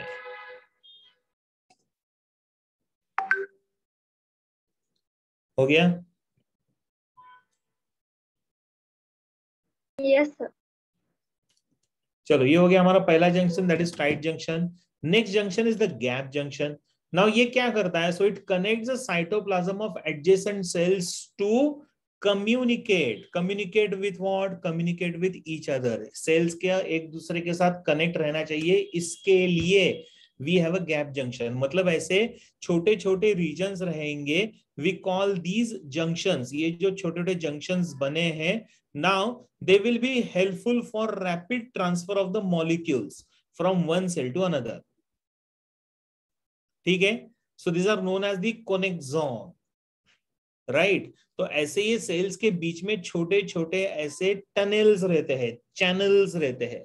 So this channels will help in what? This channels will help in rapid transfer of the ions, the small molecules, sometimes even the big bigger molecules will get transferred to cell membrane की diffusion की जरूरत ही नहीं होती है, क्योंकि इसमें छोटे छोटे ऐसे टनल्स है और वो टनल से कुछ कुछ मॉलिक्यूल्स डायरेक्टली ट्रांसफर हो जाते हैं from one cell to the another cell. Correct? And since it is forming these tunnels or the gaps, therefore called as the gap junction. And this is how this cytoplasm will be connected to this and vice versa. This cytoplasm is connected to this. Is it clear? Yes, sir. क्योंकि कुछ molecules ऐसे होते हैं वो cell membrane के through अगर transfer होते हैं बाय डिफ्यूजन तो उसमें टाइम जा सकता है, तो वैसा नहीं होना चाहिए. इसके लिए ये अलग से मैकेनिज्म रखा है सेल में.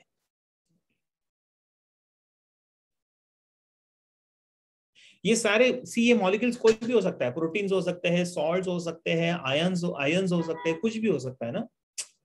Anything, all the possible molecules जो अचानक किसी सेल को जरूरत पड़ी तो बाजू वाले सेल से वो ले लेगा. ठीक है, तो ऐसा रहता है, ये एक दूसरे को हेल्प करते हैं ये.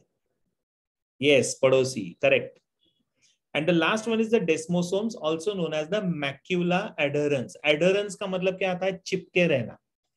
देखो ये स्ट्रक्चर्स कैसे होते हैं. कैन यू सी, ये कीड़े जैसे स्ट्रक्चर दिख रहा है आपको, साइटोप्लाज्म के साथ चिपके हुए है और ये एक सेल को दूसरे सेल से कनेक्ट कर रहा है.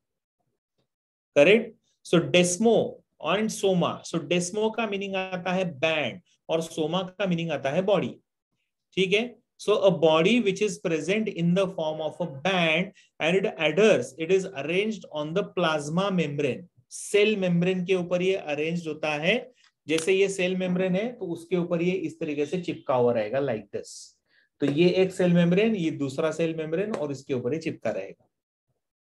Correct. And this specialized for the cell to cell adhesion. एक सेल दूसरे सेल के साथ चिपका रहने के लिए ये स्पेशलाइज्ड अरेंजमेंट होता है. So this is known as desmosome और also called as macula adherens. Correct. तो जैसे फॉर एग्जांपल ये एक सेल मेम्ब्रेन है, ये दूसरा सेल मेम्ब्रेन है और इनके ऊपर ये ऐसा कीड़ा है सेल मेम्ब्रेन के ऊपर. Just imagine in the form of a 3D like image. Adherence का मतलब आता है चिपके रहना. टू गेट एडहर्ड मतलब to get stick. Sir last slide. ये वाला, this one. Done sir. Done sir. Shraddha क्या हो गया? श्रद्धा तूने हाथ ऊपर किया. अच्छा, दे दिया माइक का ऑप्शन. ठीक है. So this is specialized junction to make sure that all the cells are adhere to each other. एक दूसरे के साथ चिपके हुए रहते हैं, तो उसके लिए काम में आएगा. करेक्ट. समझा आपको ये? Yes sir. Will you show the last slide? ये लास्ट स्लाइड है. अच्छा, इससे पहले वाला Before this, कौन है? last slide of the gap junctions. Last slide of the gap junction, ये वाला. हाँ, डन सर, थैंक यू.